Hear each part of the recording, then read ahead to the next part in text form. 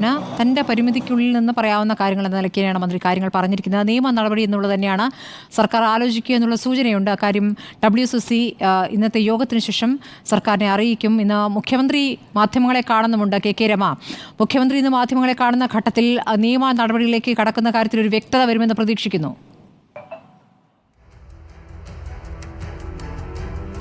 നമുക്ക് കാത്തിരിക്കാം സ്മൃതി.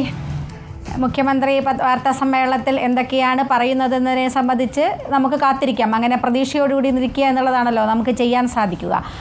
പക്ഷേ എന്നെ സംബന്ധിച്ച് ഞാനത് വീണ്ടും അതിന് പ്രതീക്ഷയില്ല എന്ന് പറയുന്നതിന് നമുക്ക് മുന്നിലുള്ള കാര്യങ്ങൾ വെച്ചുകൊണ്ട് തന്നെയാണ്. കാരണം നേരത്തെ ബഹുമാനപ്പെട്ട മിനിസ്റ്റർ സംസാരിക്കുമ്പോൾ സൂചിപ്പിച്ചത് അനീതിക്കെതിരെ സംസാരിക്കാൻ, അതിനെതിരെ നടപടി സ്വീകരിക്കാൻ വേണ്ടി സർക്കാർ മുന്നോട്ട് പോവുകയാണ്, അത് നോക്കുകയാണ് എന്നൊക്കെയാണ് പറഞ്ഞത്. ഈ അനീതിയാണ് 4.5 വർഷം മടിയിൽ കൊണ്ട് നടന്നത്. ഏറ്റവും ശക്തമായി നമുക്ക് ഓർമ്മയില്ലേ 2017 നമ്മുടെ പ്രമുഖയായ നടിയെ അതിജീവിതയ്ക്ക് നേരെ ഉണ്ടായ അതിക്രമവും അതിനുശേഷം നടന്ന ഒരുപാട് പ്രശ്നങ്ങൾ. ആ പ്രശ്നങ്ങളിലൊക്കെ ആ സമയത്താണല്ലോ ഈ ഹേമ കമ്മീഷനൊക്കെ വന്നിരുന്നത്. ഇത് കമ്മീഷനാണോ കമ്മിറ്റിയാണോ എന്നുള്ളത് പോലും എനിക്കിപ്പോൾ വ്യക്തതയില്ല. അന്ന് അവിടെ എന്താണ് സൂചിപ്പിച്ചത്? കമ്മീഷനാണ്, ജുഡീഷ്യൽ അധികാരങ്ങളുണ്ട്. കമ്മിറ്റി എന്നാണ് നമ്മളിപ്പോൾ കമ്മിറ്റിയാണ്. ഞാൻ എപ്പോഴും ഒരിക്കൽ കമ്മീഷൻ എന്ന് നേരത്തെ പറഞ്ഞതുപോലെ ഒരു തോന്നൽ, അതാണ് ഞാൻ ചോദിക്കുന്നത്. കമ്മിറ്റിയൊക്കെ ഭാഗമായിട്ടാണ്. അതെ, അവിടെയും ഒരു സംശയം വരികയാണ് സ്മൃതി. കമ്മീഷൻ ആണെന്ന് നേരത്തെ പറഞ്ഞു കേട്ടോ. നമ്മളൊക്കെ നേരത്തെ കമ്മീഷൻ എന്ന് തന്നെയാണ് സംസാരിച്ചത്. പിന്നീട് അത് കമ്മിറ്റിയായി മാറിയത് എങ്ങനെയാണ് എന്നതിനെ സംബന്ധിച്ച് തന്നെ ഒരു സംശയം ഉയരുകയാണ്. അങ്ങനെ ഒരു 4.5 വർഷം ഇതിനകത്തുള്ള വ്യക്തമായ കാര്യങ്ങൾ ഈ ഗവൺമെൻറ്റിൻ്റെ കയ്യിലുണ്ടെന്നേ. ഹേമ കമ്മിറ്റി വരുമ്പോൾ എന്തൊക്കെയാണ് എന്നുള്ളത് സർക്കാരിനോട് വിശദീകരിക്കാതിരിക്കില്ല.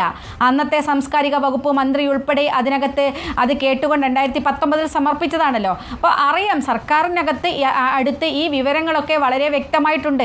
അതുകൊണ്ടാണല്ലോ 2021 വിശദമായ യോഗം ചേർന്ന് തീരുമാനങ്ങൾ കൈക്കൊണ്ടു എന്ന് പറയണമെങ്കിൽ സർക്കാർ അത് പരിശോധിച്ചിട്ടുണ്ട്. ഇപ്പോൾ പരിശോധിച്ചിട്ടില്ല എന്ന് പറയുന്നതൊക്കെ വെറുതെ മാറി മറിഞ്ഞ് പറഞ്ഞുകൊണ്ടേയിരിക്കുന്നതാണ്. അതോ എല്ലാം ഒരു കണ്ണിൽ പൊടിയിടലാണോ എന്ന് സംശയിക്കുകയാണ് സ്മൃതി. നമ്മളിതൊക്കെ പറയുമ്പോൾ ഇവിടെയൊക്കെ എല്ലാം ഒരു അധോലോകം എല്ലായിടത്തും വാഴുകയാണ്. അതുകൊണ്ടാണ് സിനിമാ മേഖലയിൽ എത്ര ക്രൂരമായ എന്തൊരു അനുഭവങ്ങളാണ് ആ മേഖലയിൽ ജോലി ചെയ്യുന്ന സ്ത്രീകളൊക്കെ അനുഭവിക്കുന്നതെന്ന് ആലോചിച്ച് നോക്കൂ. അവർക്ക് ഭക്ഷണം കഴിക്കാനുള്ള സ്വാതന്ത്ര്യമില്ല, വസ്ത്രം മാറാനുള്ള സ്വാതന്ത്ര്യമില്ല, പണിയെടുത്ത് ജോലി കഴിഞ്ഞ് തിരിച്ച് വീട്ടിൽ വന്നൊന്ന് റെസ്റ്റ് ചെയ്യുമ്പോൾ സമാധാനത്തോടു കൂടി ഒന്ന് കിടന്നുറങ്ങാൻ പോലും സാധിക്കുന്നില്ല എന്ന് പറയുന്ന ഭയാനകമായ ഗൗരവമായൊരു സാഹചര്യമല്ലേ അത്? ആ സാഹചര്യത്തെ സംബന്ധിച്ച് ഇത്തരം കാര്യങ്ങളൊക്കെ സർക്കാരിൻ്റെ കൈവശമുണ്ടെങ്കിൽ എന്തുകൊണ്ട് സർക്കാർ ഇതിനകം അതിൻ്റെ വിധത്തിലൊരു നടപടി സ്വീകരിച്ചില്ല എന്ന ചോദ്യമല്ലേ ഏറ്റവും പ്രസക്തം.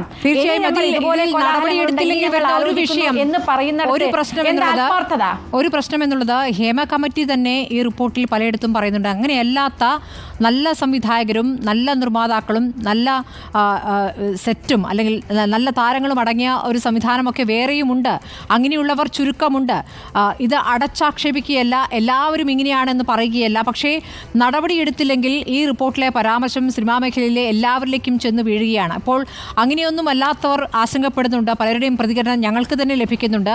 ഞങ്ങൾക്ക് വീട്ടിൽ മക്കളോട് പോലും പറയാൻ പറ്റാത്ത അവസ്ഥ. ഇങ്ങനെയാണോ അച്ഛൻ ജോലി എടുക്കുന്ന സ്ഥലം, അച്ഛൻ്റെ തൊഴിൽ മേഖല ഇങ്ങനെയാണോ എന്ന് മകൾ ചോദിക്കുന്നു എന്ന് ഒരു നിർമ്മാതാവ് പറയുന്നു. അപ്പോൾ ഇതൊക്കെ അങ്ങനെയൊന്നും ചെയ്യാത്ത ഒരു വിഭാഗത്തെ കൂടി ഇരുട്ടിൽ നിർത്തുന്ന, അവർ കൂടി പ്രതി ചേർക്കപ്പെടുന്ന ഒരു സാഹചര്യം ഉണ്ടാക്കുന്നുണ്ട്. അപ്പോൾ അതിൽ വ്യക്തമായി ആരാണ് പ്രതികൾ എന്നുള്ള പുറത്തു വരേണ്ടതല്ലേ? അതേ സ്മൃതി, തീർച്ചയായിട്ടും നമ്മളും അത് പറയുന്നില്ല. ഈ മേഖല ഒന്നടങ്കം ഇതുപോലെയാണ്, പ്രശ്നങ്ങളാണ്, കുഴപ്പമാണ് എന്നതല്ല. പക്ഷേ അതിനകത്തുള്ള പ്രശ്നക്കാരെ സംബന്ധിച്ചാണല്ലോ ഈ റിപ്പോർട്ടിലുള്ളത്. അതിനകത്ത് വരേണ്ട ശുദ്ധീകരണമാണല്ലോ നമ്മളൊക്കെ ആവശ്യപ്പെടുന്നത്. ഒരുപക്ഷെ നമുക്കറിയാം നമ്മുടെ സമൂഹത്തിൽ ഇതുപോലെയുള്ള എല്ലാ മേഖലകളിലും ചില പ്രശ്നങ്ങളുണ്ട്. പക്ഷേ അതിനൊക്കെ രൂക്ഷമായ വിഷയങ്ങളാണ് ഈ സിനിമാ മേഖലയിലുള്ളത് എന്ന് പറയുന്നത്. അവിടെ തന്നെയാണല്ലോ ജസ്റ്റിസ് ഹേമ അവിടെ ചന്ദ്രനെയും നക്ഷത്രങ്ങളെയും ഒക്കെ ഉപമിക്കുന്നത് നാം കണ്ടല്ലോ. സ്കൈയിൽ മിസ്റ്ററിയുണ്ട്. അതുപോലെ സയൻറ്റിഫിക്കായി അന്വേഷണം നടത്തിക്കഴിഞ്ഞാൽ ഈ മേഖലയിലെയും തിളങ്ങുന്നതും ഒക്കെ ആ മിന്നുന്നതെല്ലാം പൊന്നല്ല എന്ന് പറഞ്ഞു വെക്കുകയാണല്ലോ ജസ്റ്റിസ് ഹേമയും. അപ്പോൾ ഇതിനകത്തുണ്ടാകുന്ന ചില മിന്നുന്ന താരങ്ങൾ അല്ലെ മിന്നുന്ന ആളുകൾ അവരാരൊക്കെയാണെന്ന് കണ്ടെത്തിയാൽ എല്ലാവരും ഈ പുകമറയ്ക്കുള്ളിലാവും. എല്ലാവരും ആ തരത്തിൽ സംശയത്തിൻ്റെ നിഴലിലേക്ക് വരും. അങ്ങനെയാണെന്നൊന്നും നമ്മൾ ആരും പറയുന്നില്ല. പക്ഷേ അത്തരം ആളുകൾക്കെതിരെ നടപടി ഉണ്ടാവുക, അത്തരം ആളുകൾക്കെതിരെ ഇത് ക്രിമിനൽ നടപടി തന്നെ വേണമെന്നുള്ള എന്നുള്ളതാണല്ലോ. പോക്സോ കേസിന് സമാനമായ കാര്യങ്ങളൊക്കെ ഈ റിപ്പോർട്ടിലുണ്ട്. കുറേ കാര്യങ്ങൾ നമുക്ക് പരിശോധിച്ചാൽ മനസ്സിലാക്കാൻ കഴിയുന്നതാണ്. പുറത്തു വരാത്തത് ഇതിലും രൂക്ഷമാണെന്ന് നമുക്കറിയാലോ സ്മൃതി. ഒരു പക്ഷേ അതിലായിരിക്കും പേരുകളുള്ളത്, തെളിവുകളുള്ളത്, സിനിമകളെ സംബന്ധിച്ച ഡീറ്റെയിൽസ് ഉള്ളത്. ഇനി ഈ മൊഴി പറഞ്ഞാൽ നമ്മൾ ആലോചിച്ച് നോക്കൂ, ഈ മൊഴി പറയുമ്പോൾ രഞ്ജിനിയെ പോലുള്ള നടികളൊക്കെ പേടിക്കാൻ, എനിക്ക് കഴിഞ്ഞ ദിവസം അദ്ദേഹത്തിൻ്റെ അവരുടെയൊക്കെ സംസാരം കേട്ടപ്പോൾ അവിടെയുള്ളൊരു ആശങ്ക, കാരണം ഇത് പുറത്തു വന്ന അവരുടെ മൊഴിയാണ് എന്ന് അറിഞ്ഞാൽ അവർ നേരിടാൻ പോകുന്ന ഭയാനകമായൊരു സിറ്റുവേഷനെ കുറിച്ച് അവർക്ക് പേടിയുണ്ട്. അത് പലർക്കും ആ പേടിയുണ്ട്, ഈ മൊഴി കൊടുത്ത ആളുകൾക്കൊക്കെ. കാരണം പുറത്തെ ലോകം അങ്ങനെയല്ല, നമ്മളീ പറയുന്ന പോലെ സുതാര്യമല്ല, അത്രമാത്രം അതുകൊണ്ടാണല്ലോ ഒരു പകൽ ഒരു പെൺകുട്ടി ജോലി കഴിഞ്ഞ് പോകുമ്പോൾ എറണാകുളം പോലുള്ള ഒരു ടൗണിൽ വെച്ച് ഒരു വണ്ടിക്കുള്ളിൽ വെച്ച് നടന്ന സംഭവങ്ങൾ, അത്തരം കാര്യങ്ങൾ പുറത്ത് നടക്കുമെന്ന ഭയം അവർക്കുണ്ട്. അതിനകത്ത് ഇനിയും നടന്നതുണ്ട് എന്ന് പറയുന്നു. അപ്പോൾ ഈ മൊഴി കൊടുത്ത ആളുകൾക്ക് പോലും സുരക്ഷിതത്വം ഉണ്ടാകണം, അവർക്ക് സംരക്ഷണം ഉണ്ടാകണം. അതുകൂടി ഉറപ്പുവരുത്താനുള്ള ബാധ്യത സർക്കാർ ഏറ്റെടുത്തുകൊണ്ടാണ് തുടർ നടപടികളിലേക്ക് കടക്കേണ്ടത്, നിയമ നടപടികളിലേക്ക് കടക്കേണ്ടത് എന്നത് തന്നെയാണ് നമുക്ക് വളരെ വിനയത്തോടുകൂടി സർക്കാരിനോട് അഭ്യർത്ഥിക്കാനുള്ളത്. നമുക്കതാണ് ഇപ്പോൾ പറയാൻ കഴിയുക. കാരണം ഇത് ആരാണോ അവരെ കണ്ടെത്തണം. ഇതാരാണ് ഈ 15 പേർ, ആരാണ് ഈ പവർഫുൾ വ്യക്തികൾ, അവരെ ഇങ്ങനെ ഭയപ്പെട്ട് ഈ വാതിൽ മുട്ടി വിളിക്കുന്നത് ആരാണ്? അങ്ങനെ ഉണ്ടല്ലോ. അങ്ങനെ ഇത്തരം സ്ത്രീകൾ ഏതൊക്കെ തരത്തിലാണ് ചൂഷണം ചെയ്യുന്നത്? അത് പറയുന്ന സ്ത്രീകൾ അങ്ങനെയാണ് എതിർക്കപ്പെടേണ്ടതല്ലേ എന്ന ചോദ്യങ്ങളൊക്കെ. അതൊന്നും കഴിയില്ല സ്മൃതി, എല്ലാവർക്കും അങ്ങനെ പറ്റില്ല. കാരണം ജീവിക്കാൻ ഒരു മാർഗത്തിന് വേണ്ടി, തൊഴിലിന് വേണ്ടി സ്വന്തം തൊഴിലിടത്തിലാണ് നിൽക്കുന്നത്. ആ തൊഴിൽ പോകുമോ എന്ന ഭയം പലരുമുണ്ട്. അതുകൊണ്ട് തന്നെ പലപ്പോഴും തുറന്നു പറയാൻ സ്ത്രീകൾ പേടിക്കുന്നുണ്ട്, ഭയപ്പെടുന്നുണ്ട്. അല്ലെ, തൻ്റെ കുടുംബത്തിന്, തൻ്റെ വീട്ടിലുള്ളവർക്ക് എന്ത് സംഭവിക്കുമെന്ന പേടിയുണ്ട്, ആദിയുണ്ട്. നമുക്കറിയാമോ, അല്ലാത്ത മേഖലയിൽ രാഷ്ട്രീയത്തിൽ പോലും എന്തൊക്കെയാണ് സംഭവിക്കുന്നത് നമുക്കറിയില്ലേ. പലപ്പോഴും പല ഭീഷണികളും കൊലപാതകങ്ങളും ഒക്കെ നടക്കുന്നത് എങ്ങനെയാണ് നമുക്കറിയില്ല. അപ്പോൾ ഈ മേഖലയിലും അതുണ്ട്. അപ്പോൾ അതല്ലാത്ത തരത്തിലേക്കുള്ള ഒരു നടപടികളിലേക്ക് ഏറ്റവും വേഗം സർക്കാർ വരണം. സർക്കാരിലാണ് സത്യത്തിൽ സർക്കാരിനെ ചെയ്യാൻ കഴിയുമോ? അതുകൊണ്ട് ആ സർക്കാരിൽ പ്രതീക്ഷയർപ്പിച്ച വലിയൊരു വിഭാഗമുണ്ട്. ആ വിഭാഗത്തിന് പ്രതീക്ഷയ്ക്കനുസരിച്ച് ഇവർ വരുമോ എന്ന ചോദ്യമാണ് ഇപ്പോഴും ഏറ്റവും പ്രധാനപ്പെട്ട ചോദ്യം. അഡ്വക്കേറ്റ് ശ്രീകുമാർ, ഇപ്പോൾ നിയമ നടപടികളിലേക്ക് സർക്കാരിന് സ്വമേധയാ പോകാം എന്നുള്ള കാര്യം താങ്കൾ തുടക്കത്തിൽ തന്നെ പറഞ്ഞു കഴിഞ്ഞു. പക്ഷേ ഇതിൻ്റെ ഒരു വേഗം പ്രധാന പ്രശ്നമല്ലേ? ഇപ്പോൾ നടി ആക്രമിക്കപ്പെട്ട കേസ്, അതിൽ പ്രധാനപ്പെട്ട പല തെളിവുകളും മുന്നിൽ വന്നിട്ടും പല മൊഴികളും ഉണ്ടായിട്ടും അതിങ്ങനെ നീണ്ടു പോകുന്നത് നമ്മുടെ മുന്നിലുണ്ട്. അതിൽ ഈ പ്രതിക്കുള്ള സ്വാധീനം, പ്രതി ഏതൊക്കെ രൂപത്തിൽ അതിനെ കൊണ്ടുപോയി, ആ കേസിനെ കൊണ്ടുപോയെന്നടക്കം നമ്മുടെ മുന്നിലുണ്ട്. അപ്പോൾ ഈ കേസുകളിലും ഇതിലൊക്കെ പ്രമുഖരാണ്, പ്രധാനപ്പെട്ട താരങ്ങളും നിർമ്മാതാക്കളും സംവിധായകരും ഒക്കെയാണ് പെട്ടിട്ടുള്ളത് എങ്കിൽ അത് തന്നെയാകില്ലേ ഈ കേസുകളുടെയും വിധി?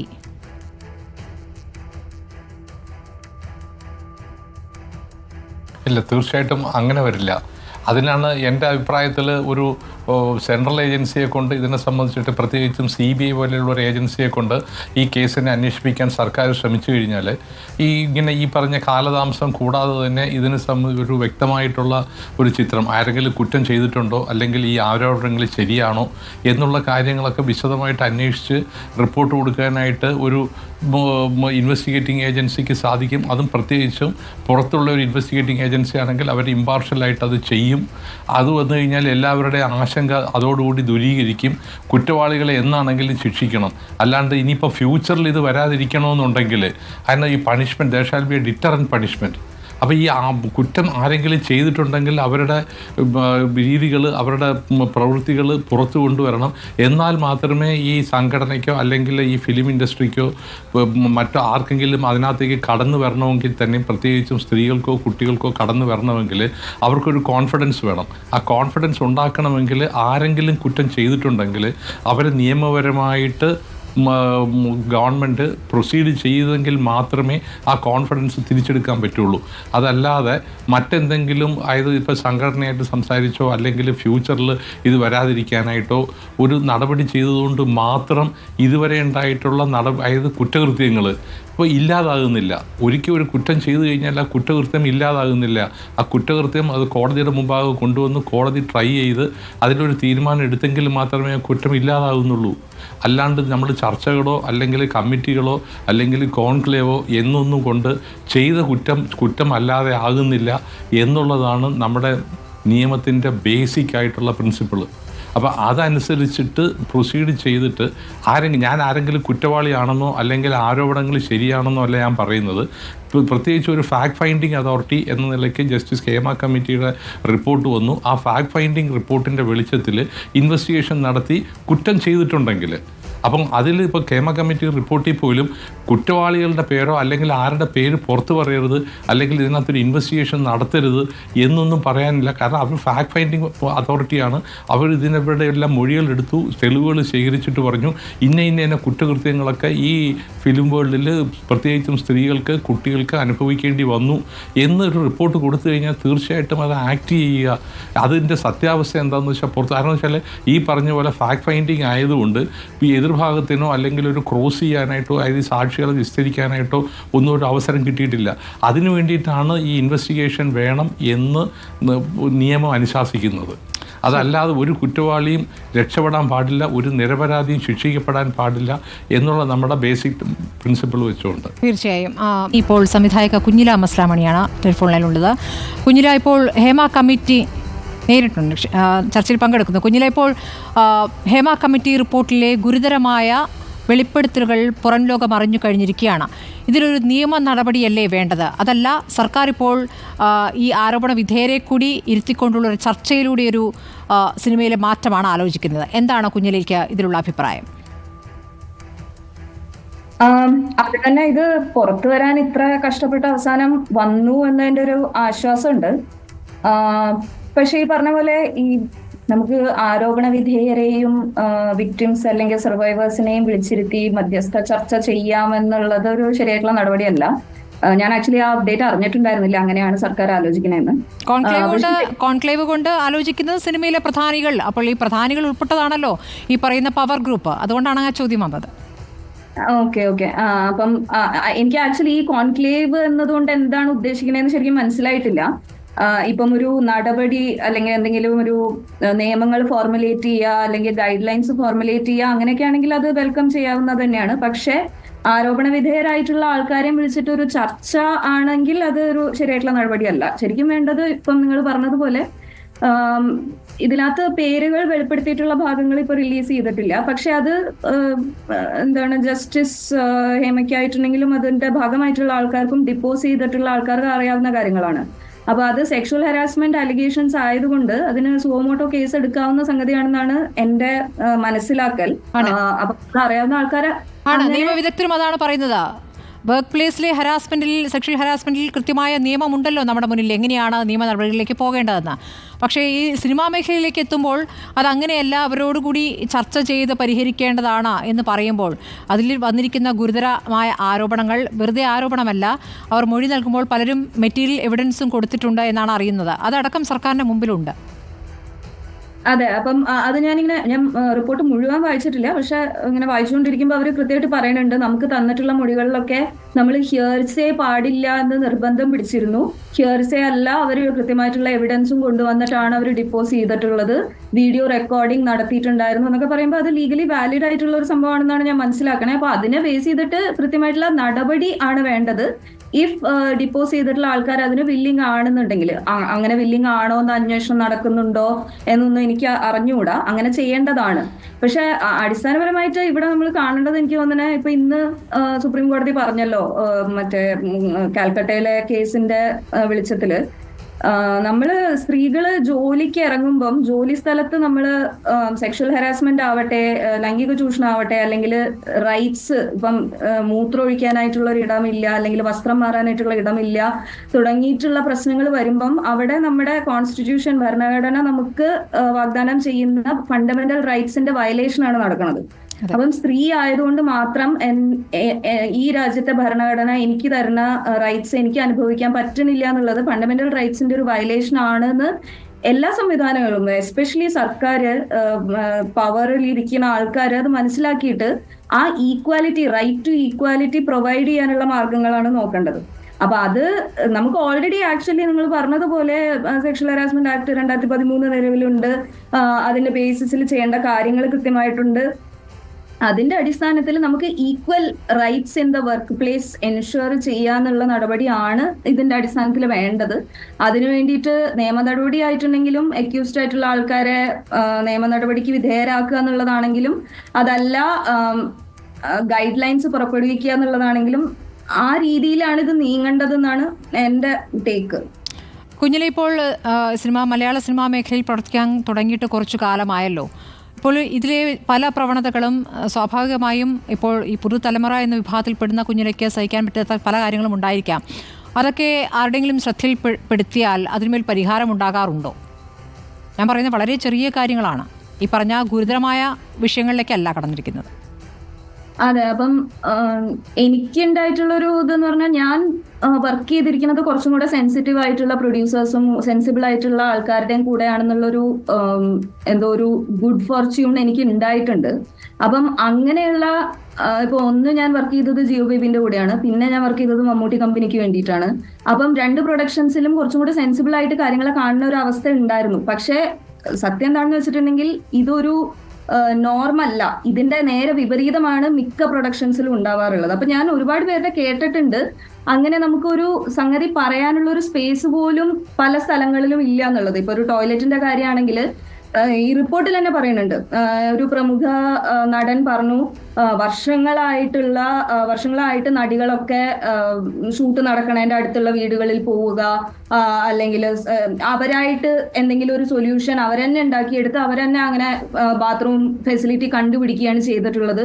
പിന്നെ ഇപ്പൊ പ്രത്യേകിച്ച് എന്താ ഒരു പ്രശ്നമായിട്ട് പറയണത്, അത് ഇത്ര വലിയ പ്രശ്നമാണോ എന്ന് ഒരാൾ പറഞ്ഞു എന്നാണ് പറയണത് റിപ്പോർട്ടിൽ. അപ്പം അങ്ങനെയുള്ള ആറ്റിറ്റ്യൂഡാണ് ശരിക്കും പ്രബലമായിട്ടുള്ളത്. ഞാനീ പറഞ്ഞിട്ടുള്ള ആൾക്കാർ ഒരു എക്സെപ്ഷൻ ആണ്. അപ്പൊ അങ്ങനെയുള്ള പ്രശ്നങ്ങൾ ഒരു നോർമാണ് എന്നുള്ളിടത്താണ് പ്രശ്നം. എനിക്ക് പേഴ്സണലി അങ്ങനെ എന്തെങ്കിലും ഒരു അസൗകര്യം ഉണ്ടായിട്ടുണ്ടെങ്കിൽ അത് പറയാനുള്ള സ്പേസ് ഉണ്ടായിട്ടുണ്ട് ഞാൻ വർക്ക് ചെയ്തിട്ടുള്ള സ്ഥലങ്ങളിലൊക്കെ. ഈ ഇങ്ങനെ നേരിടുന്ന പ്രശ്നങ്ങളിൽ ഒരു കാര്യം എനിക്ക് ചൂണ്ടിക്കാണിക്കാനുള്ളത്, ഇപ്പം സ്ത്രീകളെ എടുക്കുക എന്നുള്ളത് തന്നെ ഒരു ജോലിയായിട്ടാണ് കണക്കാക്കണത്. പല പ്രൊഡ്യൂസർമാരും റിപ്പോർട്ടിൽ പറയുന്നുണ്ട് നമുക്ക് സ്ത്രീകൾക്ക് ചേഞ്ച് ചെയ്യാനായിട്ട് കാരവാൻ ഉറപ്പാക്കുക എന്ന് പറഞ്ഞിട്ടുണ്ടെങ്കിൽ അത് ഭയങ്കര പൈസ ചെലവുള്ള കാര്യമാണ്, അതൊരു പ്രാക്ടിക്കൽ ആയിട്ടുള്ള സൊല്യൂഷൻ അല്ല എന്നുള്ളത്. പക്ഷെ പ്രാക്ടിക്കൽ ആയിട്ടുള്ള ഇപ്പം നടന്മാര് അവരുടേതായിട്ടുള്ള പല വാശികളും പറയുമ്പോൾ, അല്ലെങ്കിൽ എനിക്ക് ഇത് വേണം അല്ലെങ്കിൽ അത് വേണം എന്ന് പറയുമ്പോൾ അത് ചെയ്തു കൊടുക്കാനായിട്ട് പ്രൊഡ്യൂസർമാര് നെട്ടോട്ടം ഓടി അത് ചെയ്തു കൊടുക്കാറുണ്ട്. പക്ഷെ നമ്മളുടെ ഒരു ബേസിക് റൈറ്റ് പറയുമ്പം അത് അവർക്ക് ചെയ്യാനായിട്ട് പൈസ ചെലവാണെന്ന് പറയുന്നത്. ഇവര് ഇതിനേക്കാൾ എത്രയോ പൈസ ചെലവ് നടത്തിയിട്ടാണ് നടന്മാരുടെ വാശികൾക്കും ഒക്കെ നിന്ന് കൊടുക്കുന്നത്. തീർച്ചയായും കുഞ്ഞിലെ ഞാൻ വരാം. കെ ശൈലജ ടീച്ചർ കൂടി ഇപ്പോൾ പ്രതികരിക്കാൻ ഉണ്ട്. ശൈലജ ടീച്ചർ കേൾക്കാമോ? കേൾക്കാം. നോക്കൂ, ഹേമ കമ്മിറ്റി റിപ്പോർട്ടിലെ ഗുരുതരമായ ആരോപണങ്ങൾ, മൊഴികൾ നമ്മളിപ്പോൾ എല്ലാവരും വായിച്ചു കഴിഞ്ഞിരിക്കുകയാണ്. സർക്കാർ ഇതിന്മേൽ എന്ത് നടപടിയെടുക്കുന്നു എന്നുള്ളതാണ് ഏറ്റവും പ്രധാനപ്പെട്ട കാര്യം. നിയമ നടപടികളിലേക്ക് കടക്കണം എന്നുള്ള ആവശ്യം ശക്തമായി തന്നെ ഉയരുകയാണ്. പക്ഷേ അതിൽ ഈ ഇരകളായവർ ഓരോരുത്തരും പരാതി നൽകിയാലേ അങ്ങനെ കടക്കാൻ കഴിയൂ എന്ന രൂപത്തിലുള്ള പ്രതികരണവും സർക്കാരിൻ്റെ ഭാഗത്തുണ്ടാകുന്നു. യഥാർത്ഥത്തിൽ അങ്ങനെ വേണ്ടതില്ല എന്ന് നിയമവിദഗ്ധർ തന്നെ പറയുകയാണ്. അവരെ കൊണ്ട് വീണ്ടും ഈ തരത്തിൽ ഒരു ബുദ്ധിമുട്ടുണ്ടാക്കുന്ന നടപടികളിലേക്ക് അവർ അതിൽ ഭയന്നാണല്ലോ, ഈ ഹേമ കമ്മിറ്റിക്ക് മുന്നിൽ തന്നെ ഭയന്നാണ് പലതും തുറന്നു പറഞ്ഞിട്ടുള്ളത്. അപ്പോൾ അവർക്ക് ബുദ്ധിമുട്ടുണ്ടാക്കാത്ത രീതിയിൽ ഈ വേട്ടക്കാരെ എങ്ങനെ പിടികൂടും? ഇതില് നമ്മള് ഈ സിനിമാ രംഗത്തുള്ള ഇത്തരത്തിലുള്ള അരാജകത്വം, ക്രൂരതകൾ അത് അവസാനിപ്പിക്കണമെന്ന് കരുതിക്കൊണ്ട് തന്നെയാണ് WCCയുടെ എല്ലാം പരാതിയുടെ അടിസ്ഥാനത്തിൽ ആ സമയത്ത് ഒരു പ്രത്യേക കമ്മീഷനെ, വളരെ കരുത്തുറ്റ ഒരു കമ്മീഷനെ ഇത് സംബന്ധിച്ച് അന്വേഷിക്കാൻ സർക്കാർ ചുമതലപ്പെടുത്തുന്നത്. കഴിഞ്ഞ ഗവൺമെന്റ് ആ സമയത്ത് ഞാനും ഉണ്ടായിരുന്നു മന്ത്രിസഭയിൽ ഈ കാര്യങ്ങളെല്ലാം ചർച്ച ചെയ്യുന്ന സമയത്ത്.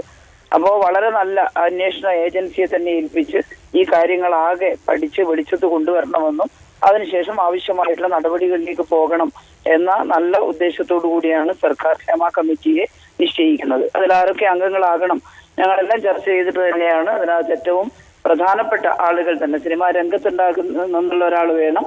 അതുപോലെ തന്നെ മറ്റ് നിയമരംഗത്തുള്ള ജസ്റ്റിസ് ശ്യാമയുണ്ട്, KB വത്സരകുമാരി കൂടി അതിലുണ്ടായിരിക്കണം എന്ന് തീരുമാനിച്ചുകൊണ്ടാണ് ഈ കമ്മീഷനെ നിശ്ചയിക്കുന്നത്. ജസ്റ്റിസ് ശ്യാമയുടെ നേതൃത്വത്തിൽ അത് വളരെ ഭംഗിയായിട്ട് നിർവഹിക്കുകയും സിനിമാ രംഗത്തുള്ള ഇത്തരത്തിലുള്ള ഈ പറഞ്ഞു കേട്ട എല്ലാ കാര്യങ്ങളും, അത് പലത് ഇവിടെ നമ്മൾ പറഞ്ഞല്ലോ, ഈ വനിതാ ആർട്ടിസ്റ്റുകൾ ഉള്ള സമയത്ത് അവർക്ക് ഒരു ബാത്റൂം പോകാനുള്ള സൗകര്യം പോലും, വസ്ത്രം മാറാനുള്ള സൗകര്യം പോലും ചെയ്യുന്നില്ല അതൊന്നും ചെലവൊന്നുമല്ല. ആ ചെലവ് തന്നെയാണ് സിനിമയുടെ ചെലവ്. അപ്പൊ ഒരു സാധാരണ ഞാൻ നേരത്തെ പറഞ്ഞ ഒരു സ്കൂൾ യുവജനോത്സവത്തിന്റെ സമയത്ത് പോലും ഗ്രീൻ റൂമിൽ പെൺകുട്ടികൾക്ക് പ്രത്യേക സൗകര്യം ഒരുക്കി കൊടുക്കാൻ നമ്മൾ തയ്യാറാവുന്നുണ്ട്. എവിടെയെങ്കിലും തയ്യാറായിട്ടില്ലെങ്കിൽ അതിനെതിരെ പ്രതിഷേധിച്ചുകൊണ്ട് അത് ചെയ്യിപ്പിക്കുന്നുണ്ട്. അപ്പോൾ ഒരു സിനിമ ഇൻഡസ്ട്രിയിൽ ആ ചെലവിന്റെ കൂട്ടത്തിലുള്ള ഏറ്റവും പ്രധാനപ്പെട്ട ചെലവ് ഇത് തന്നെയാണ്. ആർട്ടിസ്റ്റുകൾക്ക് ആവശ്യമായിട്ടുള്ള ഇത്തരത്തിലുള്ള പ്രാഥമിക സൗകര്യങ്ങൾ ഏർപ്പെടുത്തുക എന്നുള്ളത്. അവിടെ കാണിക്കുന്ന സ്ത്രീ വിവേചനം പൊറുക്കാൻ കഴിയാത്തതാണ്. ഇനി സർക്കാർ എന്ത് ചെയ്യുന്നു എന്ന് ചോദിച്ചാൽ, സർക്കാർ നിശ്ചയിച്ച കമ്മീഷന്റെ റിപ്പോർട്ട് കിട്ടി. അതെന്തേ നേരത്തെ പ്രസിദ്ധപ്പെടുത്താത്തതെന്ന് പലരും ചോദിച്ചു. പക്ഷെ അതിന്റെ കാരണങ്ങളെല്ലാം ഇപ്പോ പറഞ്ഞു കഴിഞ്ഞിട്ടുണ്ട്. ബഹുമാനപ്പെട്ട സാംസ്കാരിക വകുപ്പ് മന്ത്രി തന്നെ അത് പ്രസിദ്ധപ്പെടുത്താനുള്ള ലീഗലായിട്ടുള്ള ഒരു പെർമിഷൻ കോടതിയിൽ നിന്ന് കിട്ടിയപ്പോ അത് പ്രസിദ്ധപ്പെടുത്തിയിട്ടുമുണ്ട്. ഇനിയത്തെ ചോദ്യം, ആ റിപ്പോർട്ടിലുള്ളത് അനുസരിച്ച് കേസെടുക്കാമോ എന്നാ. അത് ശരിക്കും നിയമപരമായിട്ട് ഇപ്പം സ്മൃതി പറയുന്ന സമയത്ത് അതിന് ലീഗാലിറ്റി ഉണ്ട് എന്ന് പറഞ്ഞു. എനിക്കത് പൂർണ്ണമായിട്ടും അറിയില്ല. കാരണം ഒരു പൊതുമൊഴിയെ അടിസ്ഥാനമാക്കി കേസെടുക്കാൻ പറ്റില്ല. കേസ് എടുക്കാമെന്നാണ് നിയമവിദഗ്ധർ പറയുന്നത് ടീച്ചർ. ടൊമാറ്റോ ചില പോക്സോ കേസിലൊക്കെ ആണെങ്കിൽ എടുക്കാം. പോക്സോ കേസുകൾ അടക്കമുണ്ട്. ഇതിൽ പോക്സോ കേസുകൾ അടക്കമുണ്ട്. ഞാൻ പറയട്ടെ, എടുക്കേണ്ടതാണ്. പക്ഷെ അങ്ങനെ എടുത്താൽ ആ പരാതിക്കാര് ഏത് സ്ഥലത്ത് എവിടെ വെച്ച് ആരെന്നെ പീഡിപ്പിച്ചു, അതാണ് കോടതിയിൽ വ്യക്തമായ തെളിവുകളടക്കം കൊടുക്കേണ്ടത്. അതുകൊണ്ടാണ് വ്യക്തിപരമായിട്ടുള്ള പരാതി തന്നെ ഇതിൽ കിട്ടണം. രണ്ട് വശങ്ങളുണ്ട്. ഒന്ന് വ്യക്തിപരമായി പീഡിപ്പിച്ചത്, രണ്ടാമത്തത് അവിടെ സ്ത്രീ പുരുഷ സമത്വം ഉറപ്പാക്കുന്നില്ല, സ്ത്രീ പീഡനത്തിന് സമാനമായിട്ടുള്ള ഇകഴ്ത്തലുകളാണ് നടക്കുന്നത്. എന്ന് വെച്ചാൽ സ്ത്രീകൾക്ക് ആവശ്യമായ സംവിധാനം ഒരുക്കുന്നില്ല. ഈ രണ്ടാമത് പറഞ്ഞത് അടിയന്തരമായിട്ട് സിനിമാ ലൊക്കേഷനിൽ ചെയ്യാൻ ആവശ്യമായ നിയമ നടപടികൾ സ്വീകരിക്കാൻ സാധിക്കണം. അതങ്ങനെ ചെയ്യാം. എന്നാൽ വ്യക്തിപരമായ ആക്ഷേപത്തിന്റെ കാര്യത്തിൽ വ്യക്തിപരമായ പരാതി ഉണ്ടാകുന്നതാണ് ഏറ്റവും നല്ല ബലത്തോടുകൂടി ആ കേസ് അന്വേഷിക്കാനും കുറ്റവാളിയെ ശിക്ഷിക്കാനും സാധിക്കുക. പക്ഷെ ഈ കമ്മിറ്റി റിപ്പോർട്ട് പുറത്തു വന്നതോടുകൂടി സിനിമ ഇൻഡസ്ട്രിയിൽ നല്ല പരിഷ്കാരം വേണം. എവിടെയെങ്കിലും രജിസ്ട്രേഷനുള്ള ആളുകൾ മാത്രമേ ഓഡീഷൻ അടക്കം ആളുകളെ വിളിക്കാവൂ എന്നുള്ളത് പലരും അഭിപ്രായപ്പെടുന്നത് അത് ശരിയാണ്. അതുപോലെ നിർമ്മാതാവും സംവിധായകനും എല്ലാം ഈ പറയുന്ന എല്ലാ സൗകര്യങ്ങളും ലൊക്കേഷനിൽ ഒരുക്കണം എന്നുള്ളത് കർശനമായി നിർദ്ദേശിക്കാൻ സാധിക്കും. അതുകൊണ്ട് വ്യക്തിപരമായിട്ടുള്ള ഇന്നയാൾ ആക്രമിച്ചു എന്നുള്ള പരാതി കിട്ടുമ്പോൾ ആ പരാതിയിൽ ഗവൺമെന്റിന്റെ സപ്പോർട്ടോടുകൂടി കോടതിയിൽ പോകാൻ സാധിക്കും. കോടതി തന്നെയാണ് ആ കാര്യത്തിൽ അന്തിമ തീരുമാനം എടുക്കേണ്ടത്. രണ്ടാമത്തെ കാര്യം, ലൊക്കേഷനിൽ ഇത്തരത്തിലുള്ള ഇകഴ്ത്തലുകൾ പീഡന സമാനമായിട്ടുള്ള ഇകഴ്ത്തലുകൾ എന്ന് പറയാം. അതാണ് വസ്ത്രം മാറാൻ പോലും സൗകര്യം ഇല്ലാത്തത്. അത്തരം സൗകര്യങ്ങൾ നിർബന്ധമായും ഉണ്ടാകണമെന്ന് നിർദ്ദേശിക്കാൻ സാധിക്കും. അതിനു വേണ്ടി തീരുമാനം എടുക്കാൻ സാധിക്കും. ഈ രണ്ട് കാര്യങ്ങളും ബഹുമാനപ്പെട്ട സാംസ്കാരിക വകുപ്പ് മന്ത്രി തന്നെ പറഞ്ഞിട്ടുണ്ട്. അതിന്റെ നിയമപരമായ വശങ്ങൾ പരിശോധിച്ച് രണ്ട് കാര്യങ്ങളിലും നടപടി ഉണ്ടാകുന്നതിന് വേണ്ടിയാണ് കമ്മീഷൻ നിശ്ചയിച്ചത്. ആ കമ്മീഷന്റെ റിപ്പോർട്ടാണ് ഇപ്പൊ നമ്മൾ ചർച്ച ചെയ്യുന്നത്. അപ്പൊ ഇതോടുകൂടി മലയാള സിനിമ ഇൻഡസ്ട്രിയിൽ മാത്രമല്ല, പലയിടത്തും ഈ കാസ്റ്റിംഗ് കൗച്ചൊക്കെ പറയുന്നത് കേട്ടിട്ടുണ്ട്, പലയിടത്തും പ്രക്ഷോഭം ഉണ്ടായിട്ടുണ്ട്. നമ്മുടെ കേരളത്തിൽ നമുക്ക് ഈ കാര്യങ്ങൾക്കെതിരെ ശക്തമായി ഒരുമിച്ച് നിന്ന് പ്രവർത്തിക്കാൻ സാധിക്കണം. ടീച്ചർ, ഈ നിയമ നടപടി വേണം എന്നുള്ളത് തന്നെയാണോ ടീച്ചറുടെയും അഭിപ്രായം? കാരണം ഞാൻ മനസ്സിലാക്കുന്നത് സർക്കാർ ഇപ്പോൾ ഒരു കോൺക്ലേവ് വിളിച്ച് ഒരു ചർച്ചയിലേക്ക് കടക്കുമ്പോൾ ഇപ്പോൾ ഈ ആരോപണ വിധേയരുടെ പേരുകൾ നമുക്കറിയില്ല, പക്ഷെ ഹേമ കമ്മിറ്റിക്ക് അറിയാം. ഈ പുറത്തു വരാത്ത പേജുകളുണ്ടല്ലോ. അപ്പോൾ ഗുരുതരമായ ആരോപണങ്ങൾ ഉള്ളത് ഇവിടുത്തെ പ്രധാനികൾക്കെതിരെയാണ്. അതാണ് ഈ 15 അംഗ ഒരു ഗ്രൂപ്പുണ്ട് എന്നുള്ള ഒരു ലോബിയുണ്ട് എന്ന് പറയുന്നത്, പവ ലോബിയുണ്ട് എന്ന് പറയുന്നത്. അവരെ കൂടി വിളിച്ചിരുത്തിയുള്ള ചർച്ച പ്രഹസനമല്ലേ ടീച്ചർ? ഇതില് ആരുടെ പേരാണെന്ന് എനിക്ക് ശ്രുതിക്കും അറിയില്ലല്ലോ. അവരെ കൂടിയാണ് വിളിച്ചിരുത്തുന്നതെന്ന് നമ്മളെങ്ങനെ പറയാൻ സാധിക്കുക? കോൺക്ലേവ് എന്ന് പറയുന്നത് ആരെയും സംരക്ഷിക്കാനല്ല. സാംസ്കാരിക വകുപ്പ് മന്ത്രി അത് പറഞ്ഞിട്ടുണ്ട്. ചർച്ച നടത്തി കഴിഞ്ഞ് നമുക്ക് ചെയ്യാൻ കഴിയുന്ന കാര്യങ്ങൾ അതിനകത്തുനിന്ന് എന്താണെന്ന് തീരുമാനിക്കാനുള്ള സർക്കാരിന്റെ നീക്കം തന്നെയാണത്. അതിൽ വലിപ്പച്ചെറുപ്പമൊന്നുമില്ല. അതിൽ കുറ്റം ചെയ്തത് ആരാണോ അവർക്കെതിരെ നടപടി എടുക്കണമെന്നാണ് സർക്കാരിന്റെ അഭിപ്രായം. അത് തന്നെയാണ് വ്യക്തിപരമായിട്ട് എന്റെ അഭിപ്രായം. അതിൽ യാതൊരു വലിപ്പച്ചെറുപ്പമോ വേറെ ഏതെങ്കിലും തരത്തിലുള്ള അടുപ്പമോ അതൊന്നും പ്രശ്നമല്ല. ആ തെറ്റ് ചെയ്തതിനെതിരെ നടപടി ഉണ്ടാകണം. ആ നടപടി ഉണ്ടാകുന്ന വെച്ചാൽ നാളെ തന്നെ നമുക്ക് ഒരാളുടെ പേരിൽ കേസെടുക്കാൻ പറയുമ്പോൾ അതിനെത്രമാത്രം ബലം കിട്ടുന്നുള്ളതാണ് പരിശോധിക്കേണ്ടത്. കേസെടുത്താൽ പോരണ്ടോ? അവരെ ശിക്ഷിക്കപ്പെടണ്ടേ? ഇപ്പൊ നമുക്ക് ഈ നടി ആക്രമിക്കപ്പെട്ട സംഭവത്തിൽ തന്നെ എത്രത്തോളം അതിന്റെ എത്ര കാലമായി ആ കേസുമായി ബന്ധപ്പെട്ട കാര്യങ്ങൾ നീങ്ങുന്നു എന്നുള്ള കാര്യം നമ്മുടെ മുന്നിലുണ്ടല്ലോ. അത് എങ്ങനെയൊക്കെ വളച്ചൊടുക്കുന്നു, ഏതൊക്കെ രൂപത്തിലേക്ക് പോയി എന്നുള്ളത് നമ്മുടെ മുന്നിലുണ്ട്. അപ്പോൾ പ്രബലരാണ് ആരോപണ വിധേയർ. അത് തന്നെയാണ് പറയുന്നത്. അതായത് നടി ആക്രമിക്കപ്പെട്ട കേസിലും പ്രതിയെ സംരക്ഷിക്കാൻ സർക്കാരിന്റെ ഭാഗത്തുനിന്ന് ഒരു നീക്കം ഉണ്ടായിട്ടില്ല. സർക്കാർ ആക്രമിക്കപ്പെട്ട നടിക്ക് നീതി കിട്ടുന്നതിന് വേണ്ടിയാണ് ശ്രമിച്ചത്. ഇത്തരത്തിലുള്ള പല കേസുകളും നമ്മുടെ നിയമ സംവിധാനത്തിൽ നമ്മൾ കാണുന്നതാണ്. എത്ര കാലമാണ് ചിലപ്പോൾ കോടതിയുടെ മുമ്പാകെ ഈ കേസ് ഇങ്ങനെ നിൽക്കുന്നത്. അപ്പൊ അത് നിയമ സംവിധാനത്തിന്റെ പൊതുവെയുള്ള ദുർബലതകൾ അതിനകത്തുണ്ട്. നമ്മൾ സൂര്യനെല്ലി കേസും വിതുര കേസും എല്ലാം കണ്ടതാണ്. അപ്പോൾ അത്തരത്തിലുള്ള പിന്നെ പ്രശ്നങ്ങളുണ്ട്. ആ ഒരു നീണ്ടുപോക്കൽ ഇല്ലാതിരിക്കണമെങ്കിൽ വളരെ കൃത്യമായിട്ടുള്ള തെളിവുകളും വളരെ കൃത്യമായിട്ടുള്ള മൊഴികളും ആ മൊഴികളിൽ ഉറച്ചു നിൽക്കുന്ന പരാതിക്കാരും ഉണ്ടാവണം. അപ്പൊ മാത്രമാണ് ഈ കേസെല്ലാം തെളിയിക്കപ്പെടുക. അതിനു വേണ്ടിയിട്ട് കൂടിയാണ് സർക്കാർ ആലോചിക്കുന്നത്. അല്ലാതെ ഉപരിപ്ലവമായി ആരെങ്കിലും ഒരാളുടെ പേരിൽ കേസെടുത്ത് കുറെ ഒച്ചപ്പാടുണ്ടാക്കി അവസാനിപ്പിക്കാനല്ല, ഈ പറയുന്ന കുറ്റകൃത്യങ്ങൾ ഇല്ലാതാക്കുക. അതാണ് സർക്കാരിന്റെ ആവശ്യം. അതുകൊണ്ടാണ് ോടുകൂടി കേസിനെ സമീപിക്കണമെന്ന് സർക്കാർ തീരുമാനിക്കുന്നത്. ഏതായാലും മാധ്യമങ്ങളും സർക്കാരും സിനിമാ രംഗത്ത് തന്നെയുള്ള നല്ല മനസ്സുള്ള ആളുകളും എല്ലാം ചേർന്ന് ഈ അപമാനം ഒഴിവാക്കണം. സോണിയ തിലകന്റെ മകളുടെ പ്രതികരണമാണ് കണ്ടത്. അപ്പോൾ ഇതൊക്കെ ഈ മേഖലയിലുണ്ട്.